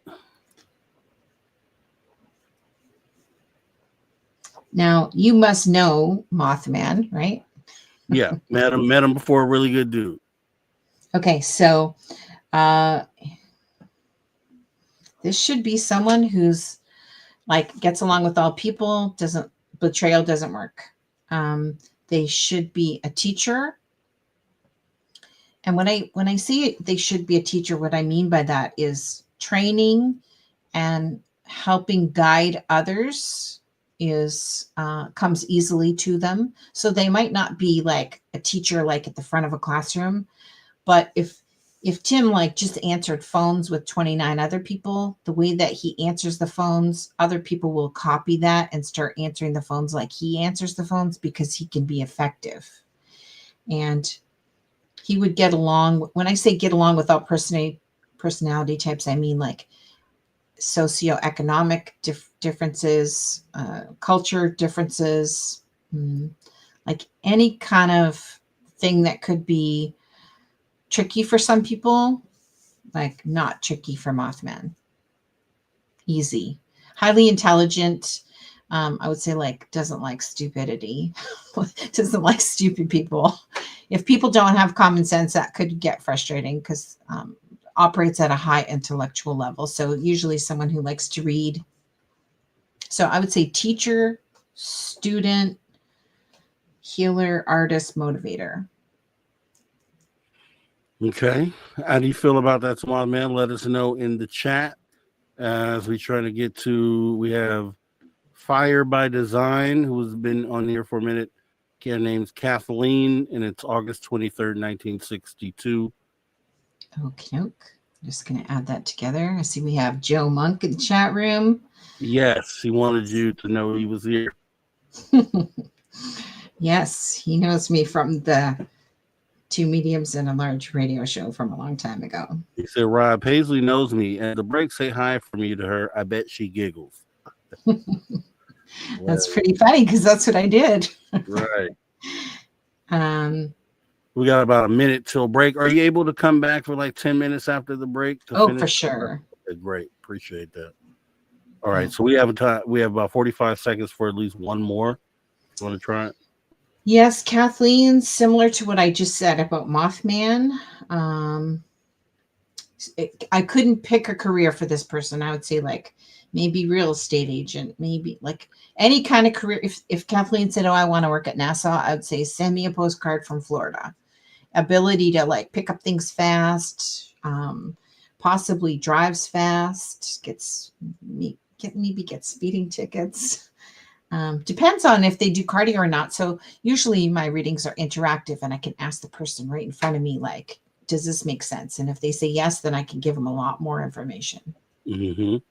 Well, that's fine. You're doing a great job tonight. Everyone seems to be resonating with your answers. And for me, this is probably the second psychic interview that I've had so far.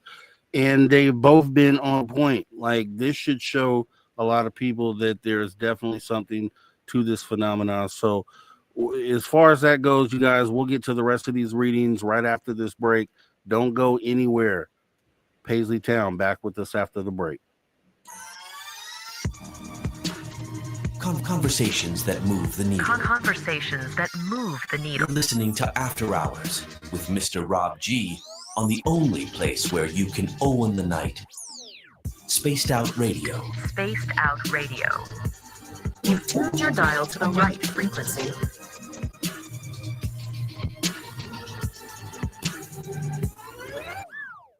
All right, we are clear and we're off camera for 5 minutes, Paisley. See you in a minute. Okay.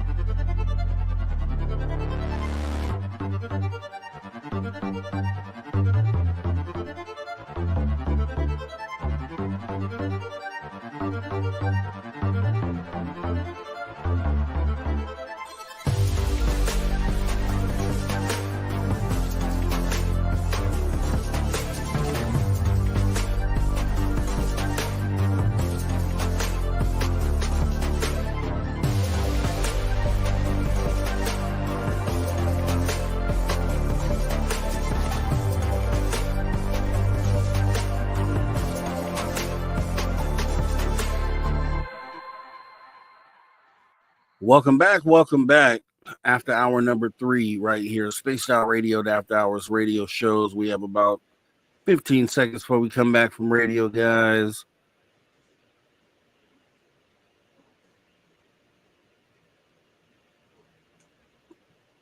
All right, 5 seconds, and here we go. Welcome back, everyone. Spaced Out Radio after hour number 3, the third and final hour. We are still joined with our guest, Paisley Town, and she's agreed to go ahead and finish up the readings for everyone here. We are glad for that. Remember, if you missed anything on the show tonight, hop in our archive, absolutely free. YouTube.com/@SpacedOutRadio. There's a plethora of content there. Just make sure you guys go and check it out. We get back into the readings here. So let me see. Let me jump in here. I know I had a couple people still on this list here. I have, go ahead. I found Juliana. She gave me her birthday in the chat room there. So if she wants, she can delete that. But so this is super interesting. The name Juliana with this spelling adds up to 5. The month that she's born in is 5. The year that she is born in is 5.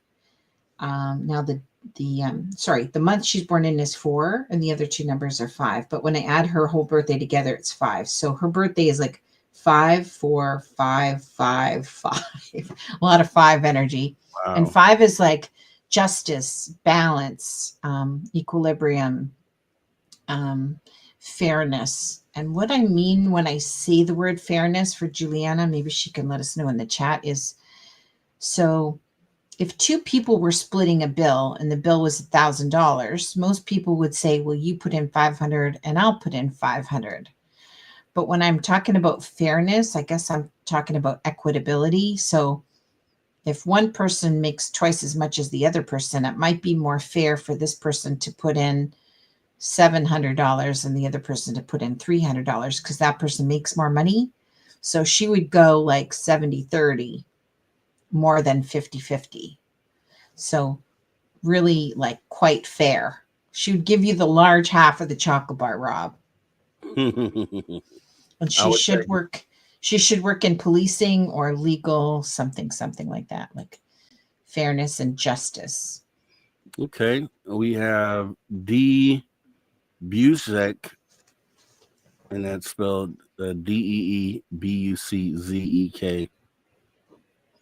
So for now, I'm just doing the first names because we're just doing quick, fast readings. So that's 1 energy.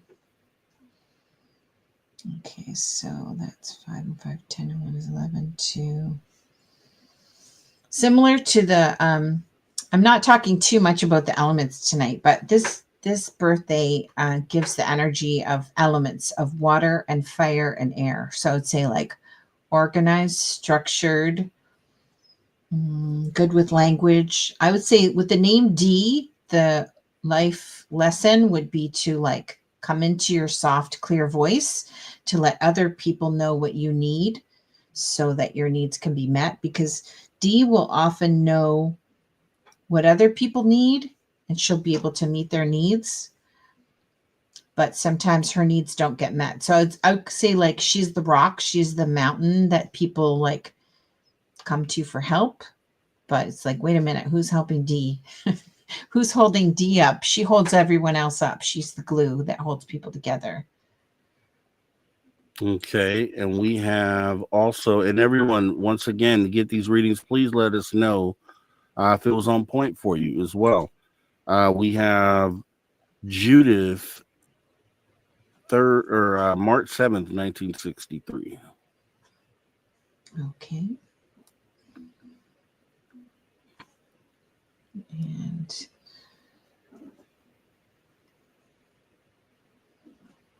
just doing this really fast. I'm trying to be careful because with my dyslexia, I want to make sure I add up the numbers properly. So 7, 8, 9, 10.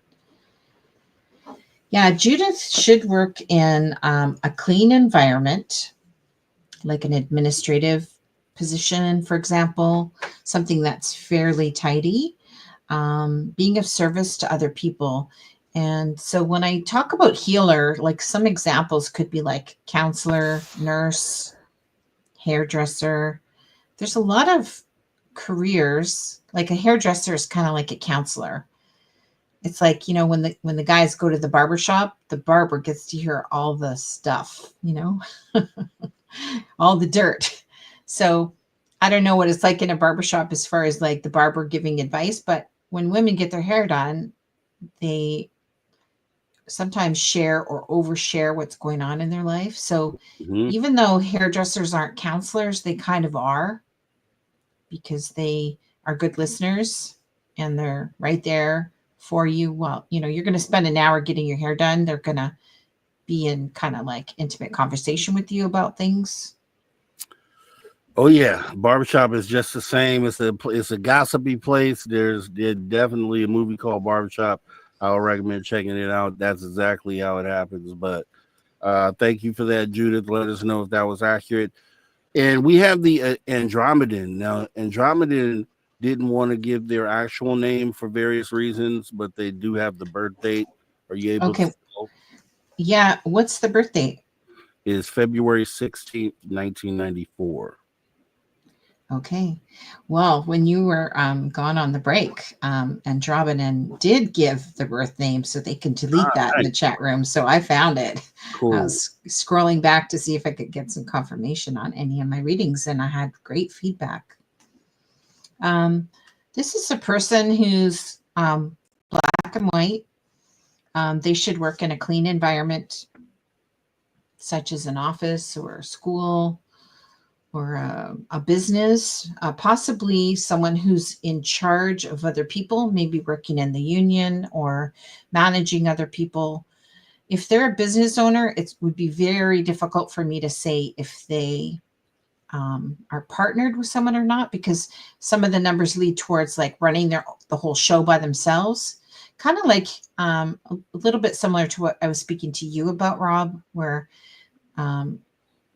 Andromedan wouldn't like it with people tell them what to do, and they take responsibility quite seriously, so they don't need to be told what to do, even if they haven't been trained to do it. Like, for example, like if there was an earthquake and you've never been in an earthquake before, Andromedan would know what needs to be done and for how long and why, and like they'd be able to triage, and organize what needs to be done, even without like earthquake training.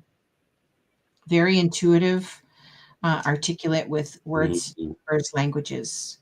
This is sometimes with this birthday, sometimes they'll be someone who speaks several languages. So yeah, drop a chat and let me know. Yeah, for sure. We love to know that. And then we actually have this question to end off on. Question for Paisley: would knowing the seconds of one's birth make the reading more accurate, and would a highly developed computer program like quantum or AI be able to more accurately ascertain? I haven't done numerology readings using AI, so I don't know the answer to that question, so I don't feel qualified to answer. But for numerology, we don't usually need the birthplace or the birth time. It's just like the month and the day and the year. Now, the name added to the birthday numbers has a pretty big, it makes a big difference. And the reason I say that is 2 years ago, I got invited to go do readings at a birthday party down near Bellingham. It was still in Canada, near the border, in a town called White Rock. And I read for triplets at the birthday party. They were grown women, and they shared the same birth date, because sometimes, like, a lot of people just assume that twins and triplets share the same birthday, but if they're born near midnight, sometimes one of them has a different birthday. So they all had the same date of birth, And I read for the first girl and I told her some stuff. And then when I read for the second girl, who had the same birthday, I told her some different stuff, but similar to her sister. And then when I read for the third triplet, I told her completely different information.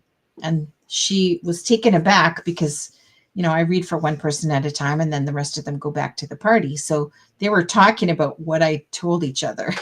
And she said, I thought you were going to tell me like I'm exactly like my two sisters. And I said, no, like I know your mom's birthday and you're more like your mom. You're like, you and your mom are more like twins than you are with your sisters. You're very different from your two sisters. And she was shocked because she just assumed, but she had a different name. So the spelling of her name gave her more life lessons that were completely different from her sisters. So she was quite impressed. That is awesome. That is awesome stuff there. You've knocked it out the park tonight, Paisley. Would you mind letting everybody know where they could find you? Sure. You can find me on social media. I'm on Instagram. I'm on Facebook, and I have my own website. It's www.paisleytown.com. If you go into Google and type in Paisley Town, you won't find me. You have to type in Paisley Town Psychic. If you just type in Paisley Town, it'll take you to a map near Glasgow, Scotland, because there's a little place in Scotland called the town of Paisley.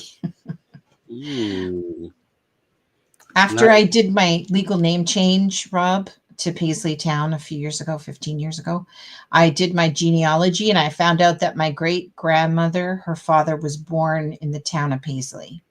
Wow. Synchronicities. After, yeah. That is awesome. That is awesome. So we got to get you back on here, Paisley. You were awesome tonight. I'm so glad that we had you. You resonated with everyone, and you gave me some good stuff that I'm gonna just think about and laugh about after this show. So we need to stay in touch and set up a new date. Absolutely. I will reach right out to you after the show, and let's get this scheduled. Perfect. Thank you so much for having me on.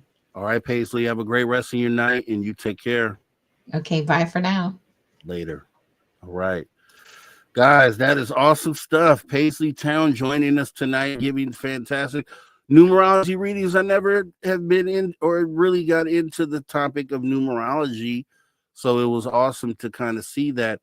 And the information that I received, I know about you guys out there, but I know information that I received was actually, right on point. I'm going to be watching this show over again for myself and go in there as well. So what we're going to do is go ahead and jump really quickly into a short Steve Stockton segment here tonight so we can get our guy Drew Benke in and do the wrap up. So here we go. Welcome to Tales Untold and Missing Persons Mysteries on Spaced Out Radio's After Hours. My name is Steve Stockton, and I'm here to take you on a journey of mysteries, legends, and true stories. Come, join me on this strange adventure of Tales Untold and Missing Person Mysteries. Yosemite Half Dome. This happened around August of 2019. I'm not sure what we experienced or if there was anything odd about it, but whatever. It's also a bit of a long story. Sorry about that. So this was a hike up to Half Dome. We had a campground about a 20-minute drive away from the trailhead, and the group was composed of me, an 18-year-old male, my uncle, a 32-year-old male, and my uncle's friend, whom I'll call D. There were 2 girls with us, but they aren't relevant to the story. My uncle and his friend are both Christian, so there were no substances consumed that could induce the feelings I will be talking about. We get to our campsite, set up camp, and go to sleep after eating. We plan to wake up at 4 a.m. and start the hike by 4:30. I randomly wake up at 3:30 a.m., like completely wide awake, and look out of my hammock. And I remember feeling this odd feeling, as if I was woken up by something. And I remember looking out at the moonlit scene. The moon was very bright for some reason. And thinking to myself, it looks like a dream. I lay back in the hammock but can't go to sleep and end up waking up my uncle and friend at 3:50 a.m. My uncle asked me, "Were you walking around at night?" This is important. And I say no and ask why. He says he woke up for some reason and could hear someone walking around. Not like an animal, but a person. I say, weird. And we brush it off. We get to the trailhead around 4:30 a.m. And as everyone is unloading from the car, he says he's going to use the bathroom, which there are a couple of before the trailhead. I walk behind him for some time before falling behind and waiting for my uncle who forgot something in the car. The short, straight road from the parking lot runs directly into a T intersection with a road to the trailhead, and the bathroom is directly across from the intersection through a field a little ways. Those who have been there know what I'm talking about. We get to the intersection and wait for Dee to come out of the bathroom. We wait about 10 minutes before I go and check the bathroom, and he isn't there. I get back to my uncle and tell him that. He says, weird, maybe he went back to the car or something.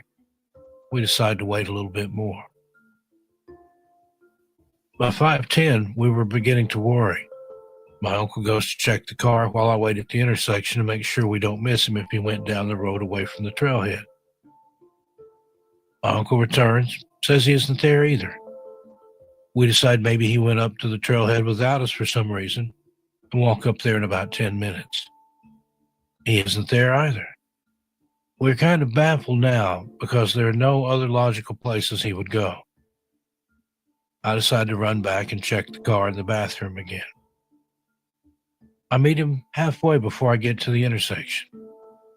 He's sweaty and disheveled with a weird look in his eyes. I say, where have you been? He says that he went to the bathroom, and when he got back to the intersection that we weren't there. And that he just assumed we went to the trailhead and started walking, and then he met me. I say, what do you mean?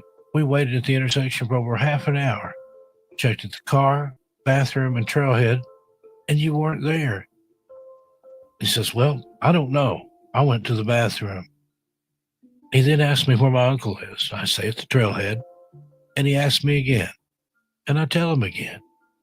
And note that it was weird that he asked me twice. As we're crossing the bridge to the trailhead, he sees a light off on the riverbank and exclaims, oh, maybe that's him. And I just look at him and keep walking. I thought his behavior was very strange, like he wasn't thinking straight. We finally get on with the hike, and it goes by as normal, except that we seem to keep losing things, such as my uncle's small red flashlight, one of the girls' gloves, a water bottle, etc. It's like we just simply forgot about the items and couldn't remember where we could have left them. On the way back, it got dark, and we turned on our flashlights. And as we near the end of the hike, after the 2 waterfalls, it begins to seem as if we've been walking far too long. My uncle confirms this, asking me, doesn't it seem like it's taking way longer to get back? I say, yeah, I was just thinking that. We keep walking, but it still seems like we're not making any progress. I've been on that trail many times. As I was walking, I couldn't spot any familiar landmarks. It was weird. There was this odd feeling in the air, sort of a slight menacing feeling. It's hard to describe. I remember thinking, it feels like the woods are alive. We remarked 3 more times about how long the hike is taking and began to laugh at it because it felt so ridiculous. After a bit, we finally and suddenly find ourselves on the final stretch and make it back to the car. Now, all this seemed odd at the time, but I just brushed it off. Only realized how weird those events felt after we got home, and my aunt asked my uncle, were you camping? And he says, yeah, how did you know? As we didn't tell them we were going since it was kind of last minute. She says that she had an odd dream where she saw my uncle in a tent in a forest, and someone was outside of his tent. She says she couldn't see who it was, but knew there was a presence there. She says she woke up around 3 a.m. and had the strong urge to pray for him, and she did. My uncle kind of looks at me after that like, are you hearing this shit? Thank you for allowing me to share my story. Tim. That is Steve Stockton, Tales Untold Missing Person Mysteries. We always thank Steve Stockton for being a part of the After Hours radio show. It's just always awesome to know that we can go to Steve Stockton every single night and get that great voice and a great story. With that being said, we're going to go ahead and jump into the After Hours wrap up with our guy, none other than Drew Banky.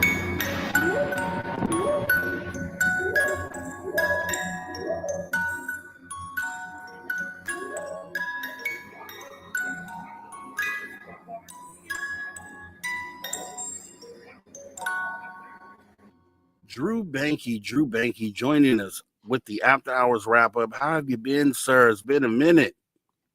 Great, man. Yeah, it's good to be back. It's good to be back and see everyone in the chat, and been interacting all night with them.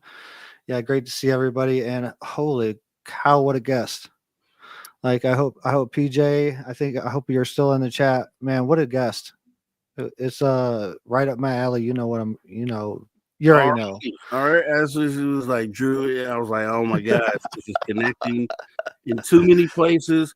So look what I got tonight, dude. Look, okay, that's what I'm talking about. I knew we had time for you to get to that.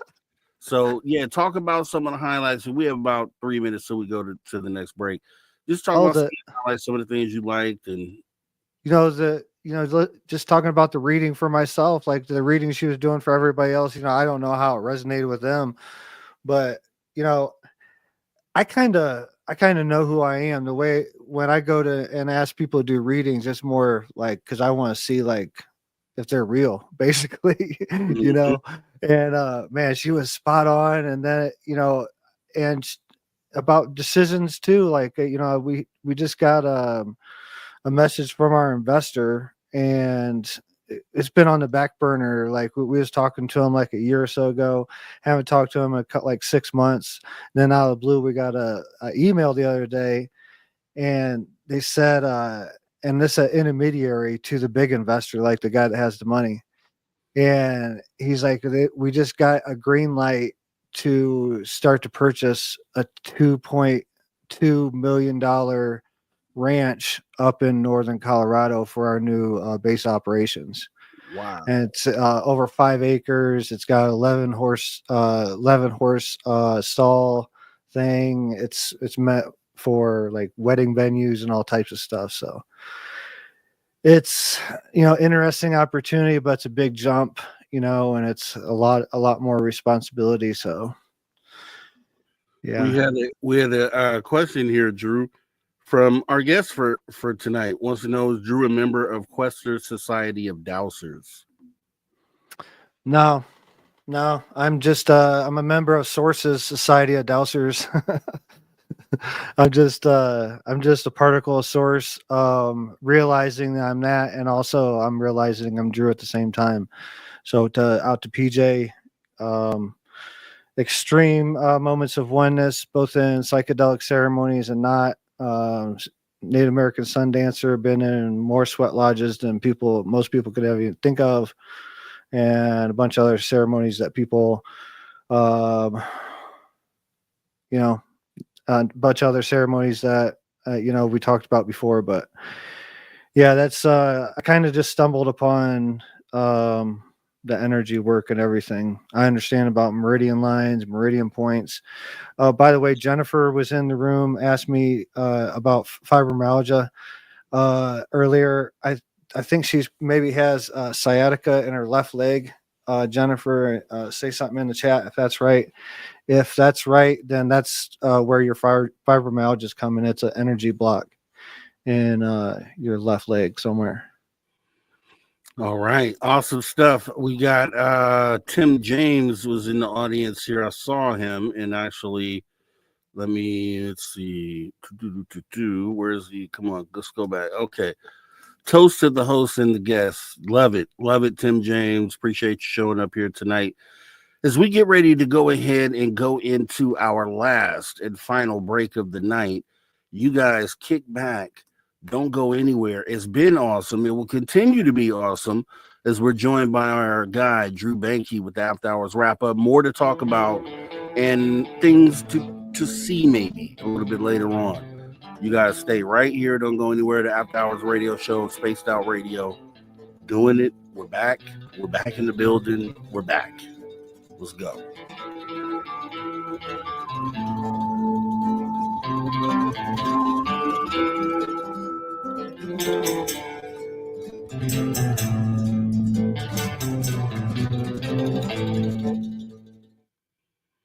All right, we are back in the building, clear with Drew Bankey. Drew, been a minute, man. Glad to see you, buddy. How you been, man? How things been? Let me see that chin. You still got hair on that chin, dude? Well, the way it works is it's kind of like a brand thing. So I can't, we got to pick something else. I'm totally willing to honor. No, I'm good, man. You keep your beard, bro. you keep your beard, bro. I like that, man. I like that. I've been speaking highly on you lately, man. I always speak highly on you, man, but I've been definitely bringing you up, man. And, kind of on my channel, then I'm giving it away, right, if I say that. But, there have been some things that you've been connected to that really lined up for me, man. And just awesome stuff, Drew. Just keep up the awesome stuff, man. That's what I'll say. I've been... still working on Sean Ryan. I got on Veterans Day. On Veterans Day, I got a message from one of his talent scouts or booking agents or whatever, and said that my information has been sent up and they'd be getting back in touch with me. And so, yeah, that happened on Veterans Day. So it was really nice, really awesome alignment on that, and all this other stuff, that we haven't been. I got a message a long time ago, just like I talk about everything. A really clear message was this whole, like, if we were to move into a bigger retreat center or go into, move our operation to somewhere else, it would be somewhere that would check all these different boxes. And this place checks all of them. It's got a lake on it. It's over 50 acres. It's got a stream going through it. It's got 6 or 7 buildings. It's everything that we could ever, and one of the other things is I was like, I don't want there to be a bunch of stress involved of us finding it or all that. I just want it to come and we don't even put in any effort. And it came just like that, dude. It's crazy. And but I put out in the chat earlier, if people want to do yes or no questions, we can do yes or no questions. I'll move the camera down and put it on my hand with the pendulum, but they have to be just yes or no, because it wouldn't, just too much, not enough time to do anything more than that.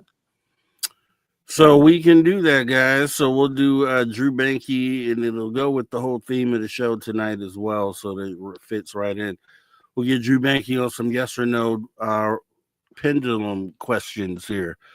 So yeah. And make sure the questions, what you been up to, bro? Serious in nature. Me, I've just been chilling, man, trying to restructure some things and get my studio in the right place. So this looks so authentic, right? But I'm not actually in the studio right now, so you would never know. But it's because I needed to move it outside of the home, outside of the house, in order to conduct other business that I want to conduct as well, right? So I got an actual office space. I'm in an office building right now doing the show. Are you talking about growing up a couple plants? Is that what you're talking, like some weed plant? Yeah, I missed you, man. Are we gonna keep going on next weekend? I can't go 2 weeks without seeing my peeps, man. Like, We're doing it, man. We're back on track. I just had to get those things lined up, and we're back, man. We're back. We would have had our guest yesterday, but he had to reschedule until January, so kind of last minute thing, couldn't fill that spot, or else we'd have been on yesterday. But we got next weekend fully packed. We got our dear friend Deb Shakti coming in on Saturday. I love Deb. And if you guys remember Andrew Rezowick, who we had a few weeks back, about a month ago, from New York, the firefighter, he'll be back as well. And I'm saving this stuff here as we got about 30 seconds to go. I am definitely saving what I see here, guys. I see him over in the corner of my eye too.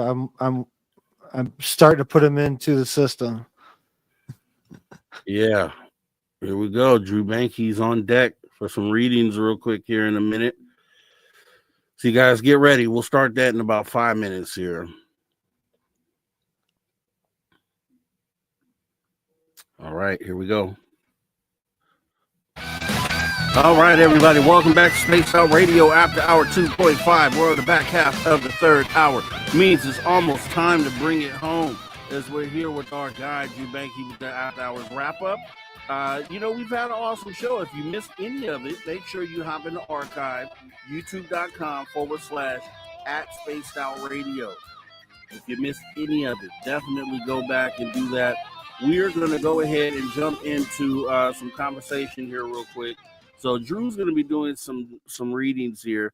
But before that, Drew, I do have to ask you a couple questions here. So what, when you heard your reading come across, how did you feel about it? Like, I know you said for you it's confirmation because you already know you. How did you feel when she spouted out exactly what Drew Banky was about? Like, it was just crazy for me. It's watching. Yeah. Right? It wasn't surprising for me at all, because I was feeling her vibe before she ever come on air. So, I mean, before that question ever come up in the interview, the part of it before that. So it wasn't a surprise to me at all. It was just me seeing her, more for who she actually is. Man, I was having this conversation with Ella on it before I come out here. And I think I've told this story about, finding the National Geographic special edition to Jesus in the store after having the real intense moment, and then hearing like Jesus talk to me, like walking through the store, and then coming up to the checkout and seeing the Jesus story. It was in the 4th lane, it wasn't in the 3rd lane, all that story. So I was talking to her about that before I come out here, and I was like, I realized that moment, because I might tell that story, it might like hit a few people, but most people, it's just kind of glide right over. It was meant for me. It hit me hard because I experienced it. It was very real for me, and then I was having like a biblical connection to Jesus, in those moments. But I realized, and I was talking to Ella right before I come out here for tonight, right out to the office. I was like, that moment was really for me, because I've told that story before several times, but it was more for me, for more confirmation for who I am. And then I'm to do my work and just do my thing. And it's other people's duty to figure out who I am to them. You know what I'm saying? And so it was funny when we come out here and we was doing readings. So I was like, of course I'm going to do a reading, like I gotta see what's going on here. So yeah, she's very real. I hope she's still in the chat. I see you, sister, and yeah, continue your work. Yeah, she is. And she actually has a few questions for you to answer here. She's in the chat under PJ Town. That is her.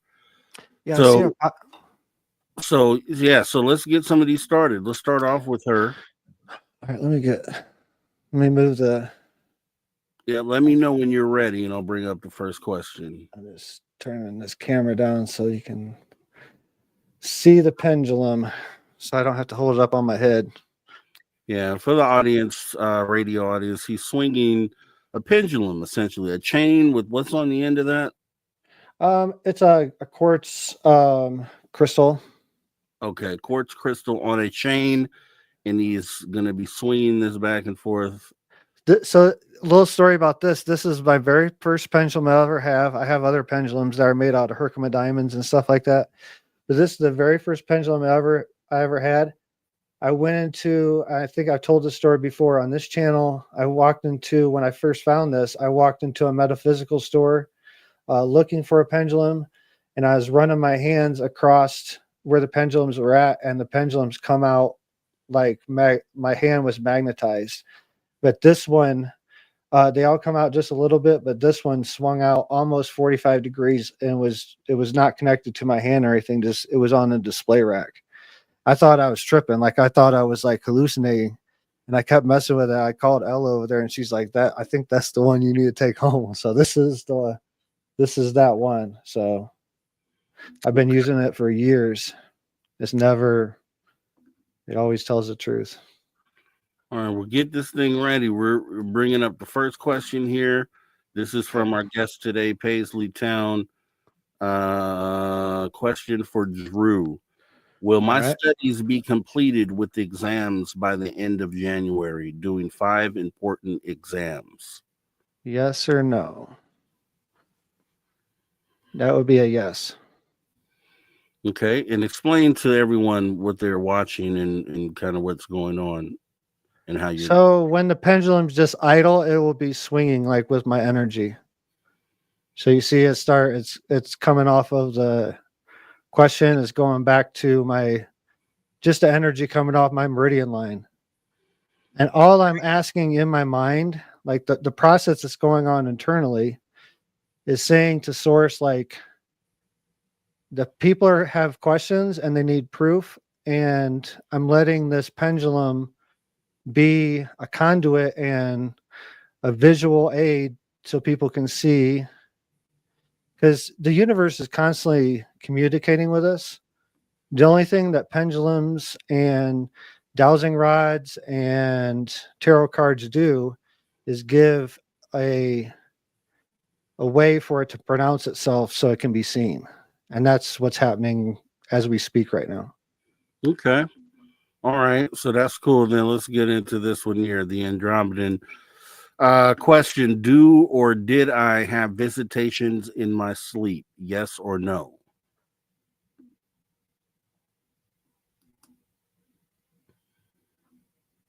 Yes. All right, Andromedan, you got yes on that. Visitations in your sleep. Let's see. Let's go to Hillbilly Herb. Are any of my spirit guides related to me by blood?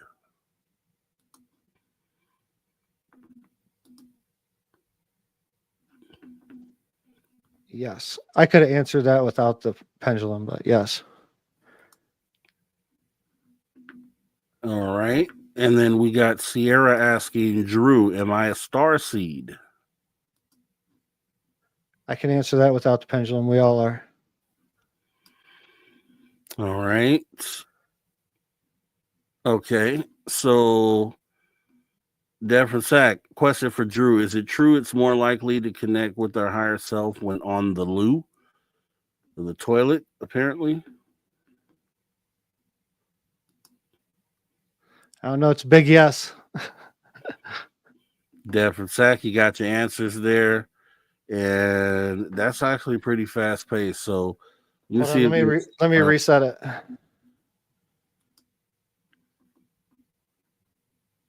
Okay. All right, let me just grab a few other people's questions in here. All right, so we have a couple more here. Love you, love. Will getting hypnotically regressed be beneficial?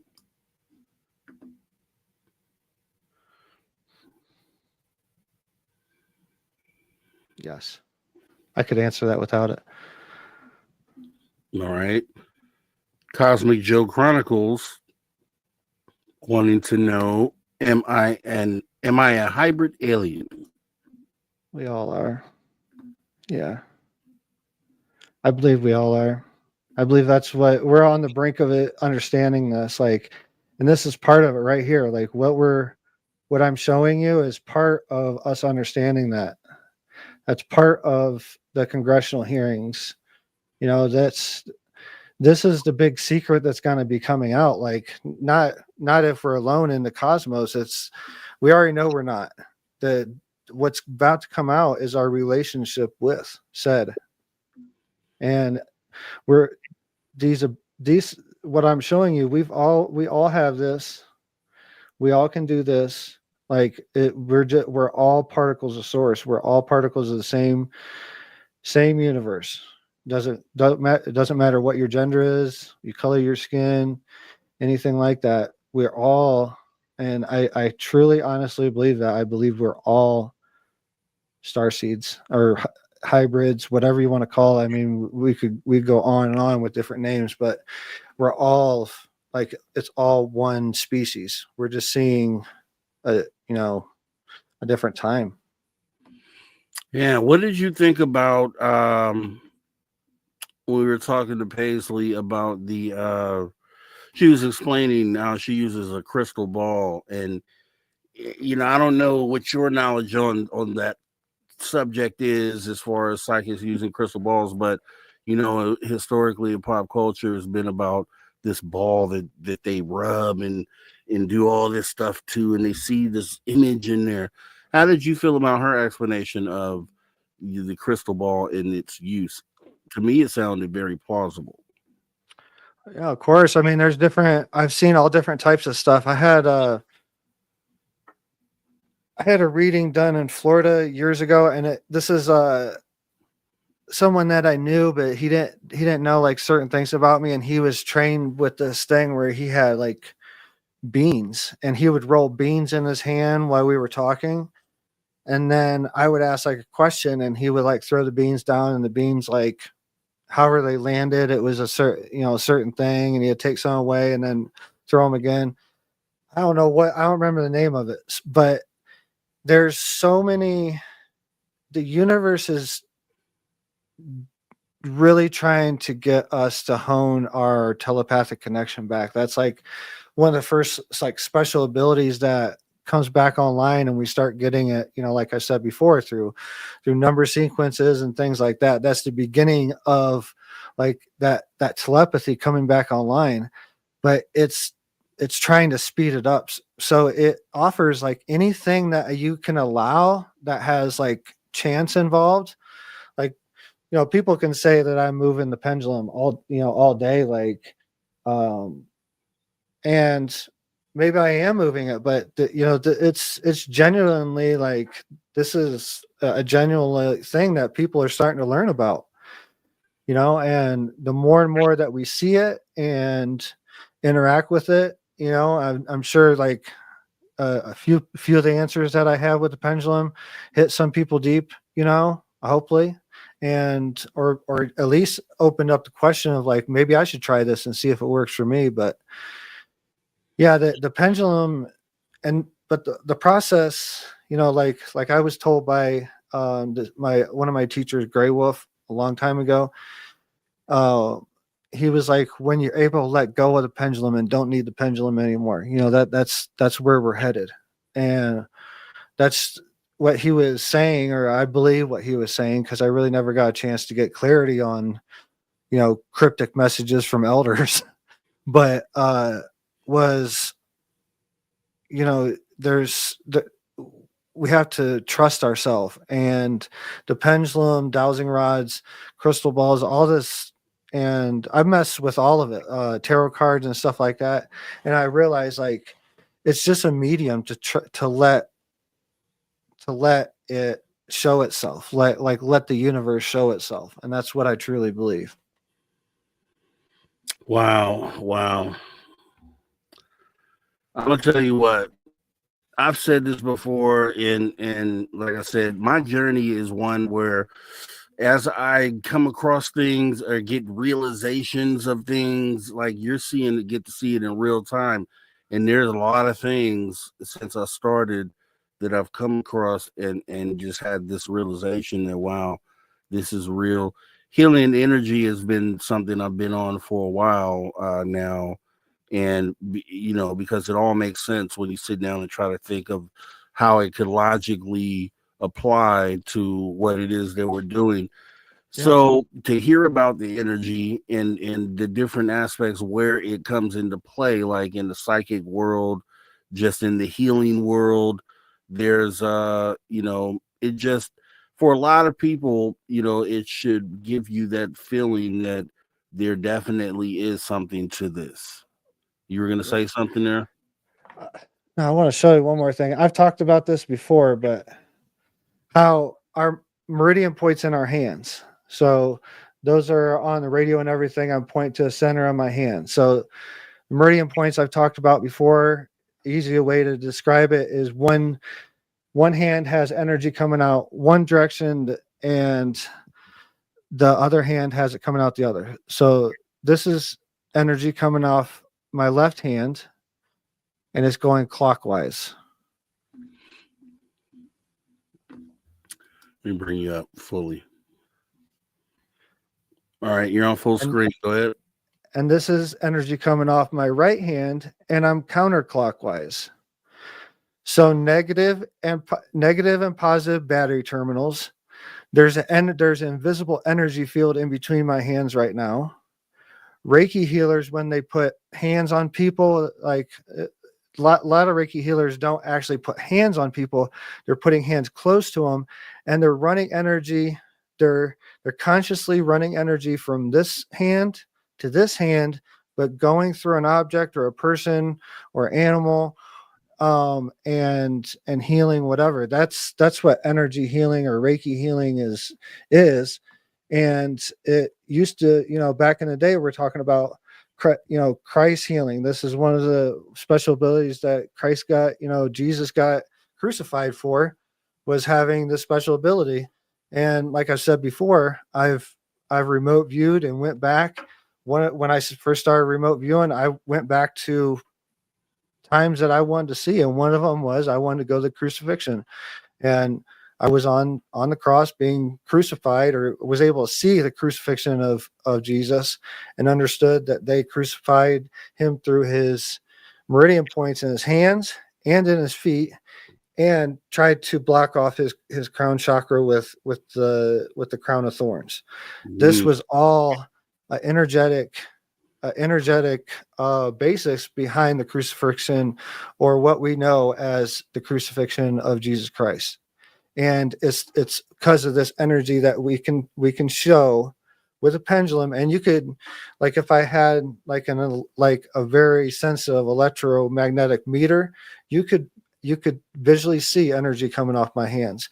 People see it, you can, when brains, Chris Bledsoe and other people are being studied right now, when they go in meditation, measuring brain waves. This is electric energy that we have going through our bodies. That's why, if you're ever in an ambulance and your heart stops on the way to the hospital, they're gonna charge you up and say clear, and they're gonna send an electrical jolt through your body to try to get you restarted. This is because we have electricity in our body, and we can affect it through our consciousness. The more we know about it, the more we can affect it.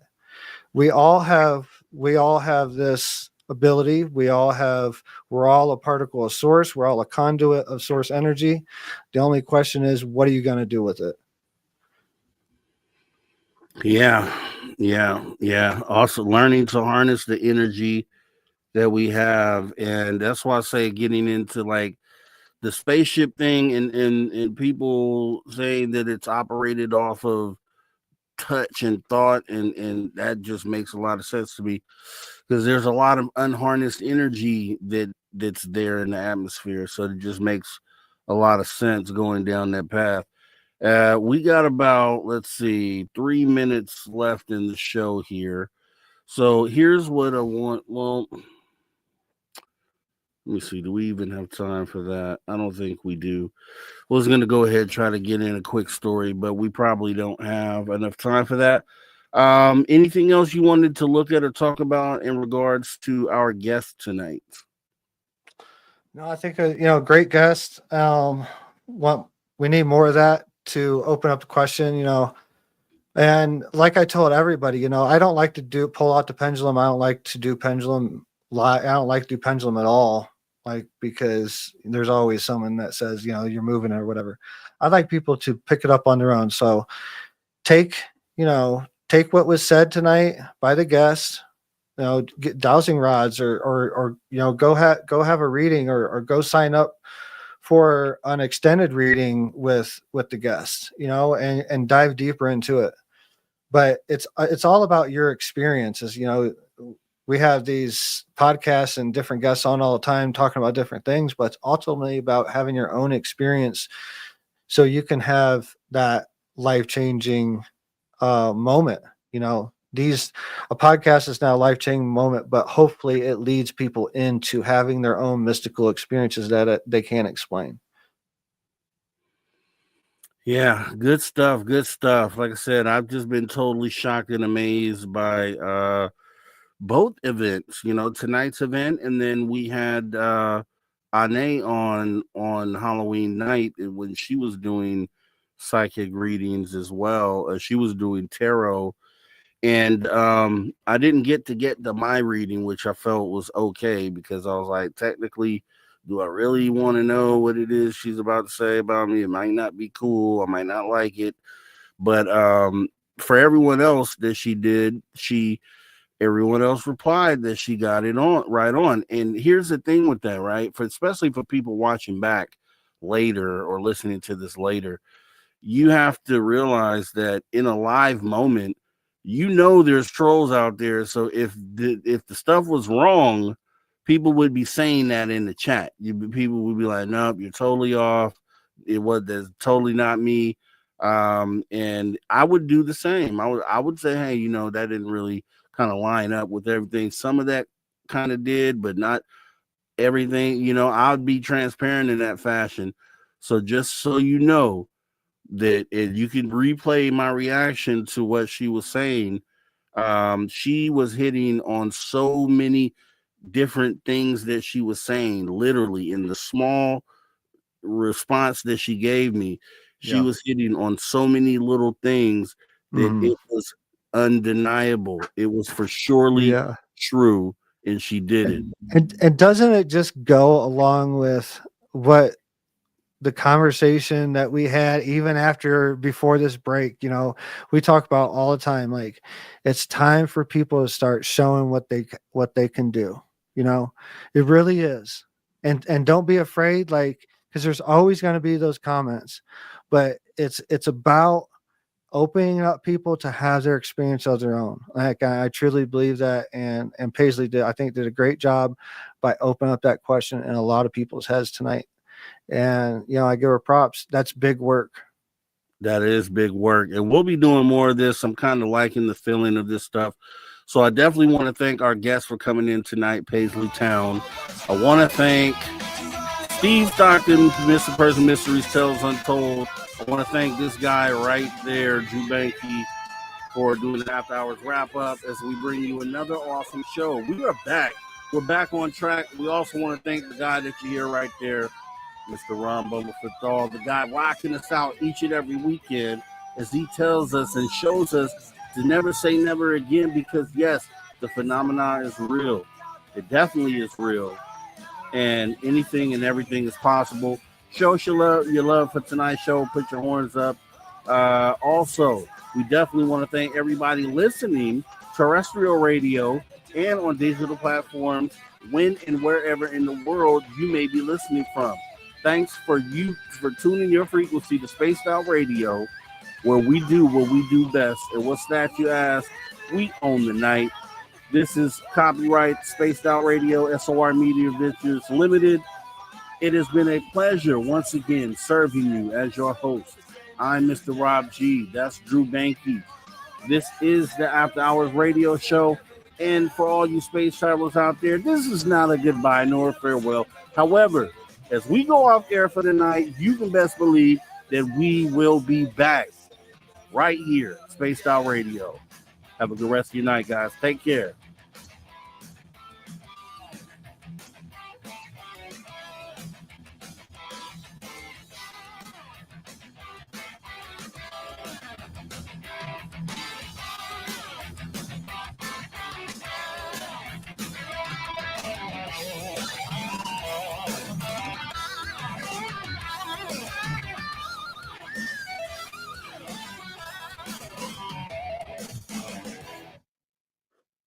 All right, we are clear and we are done. Thank you, everybody, for coming back and making this a great first day back, first night back, officially back right here with the Space Out Radio After Hours Radio Show with my guy, Drew Banky, right here, man. Awesome show once again, brother.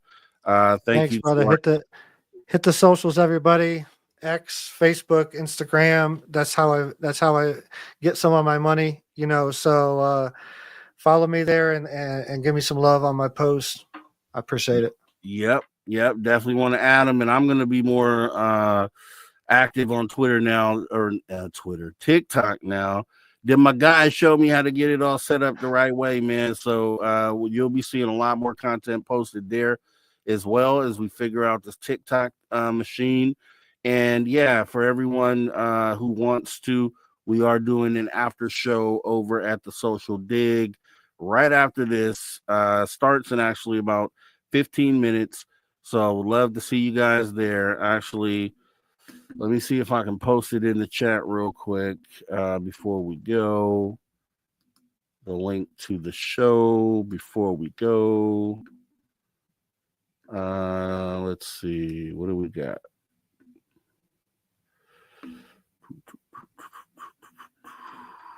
This is the 23rd. Yeah, this is going to be it. The date is wrong on the thing, but it's okay. Copy that, and let's drop it in the chat.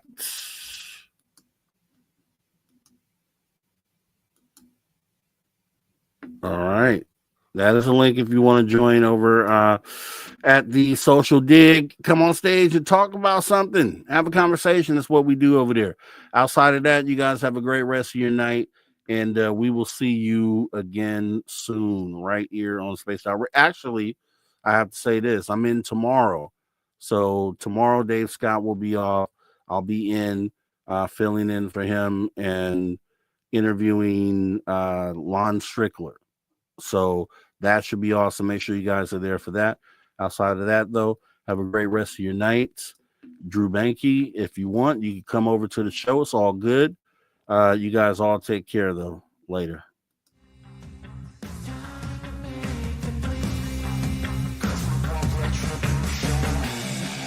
Cause we want retribution. Oh yeah, we want retribution. Oh yeah, we want retribution.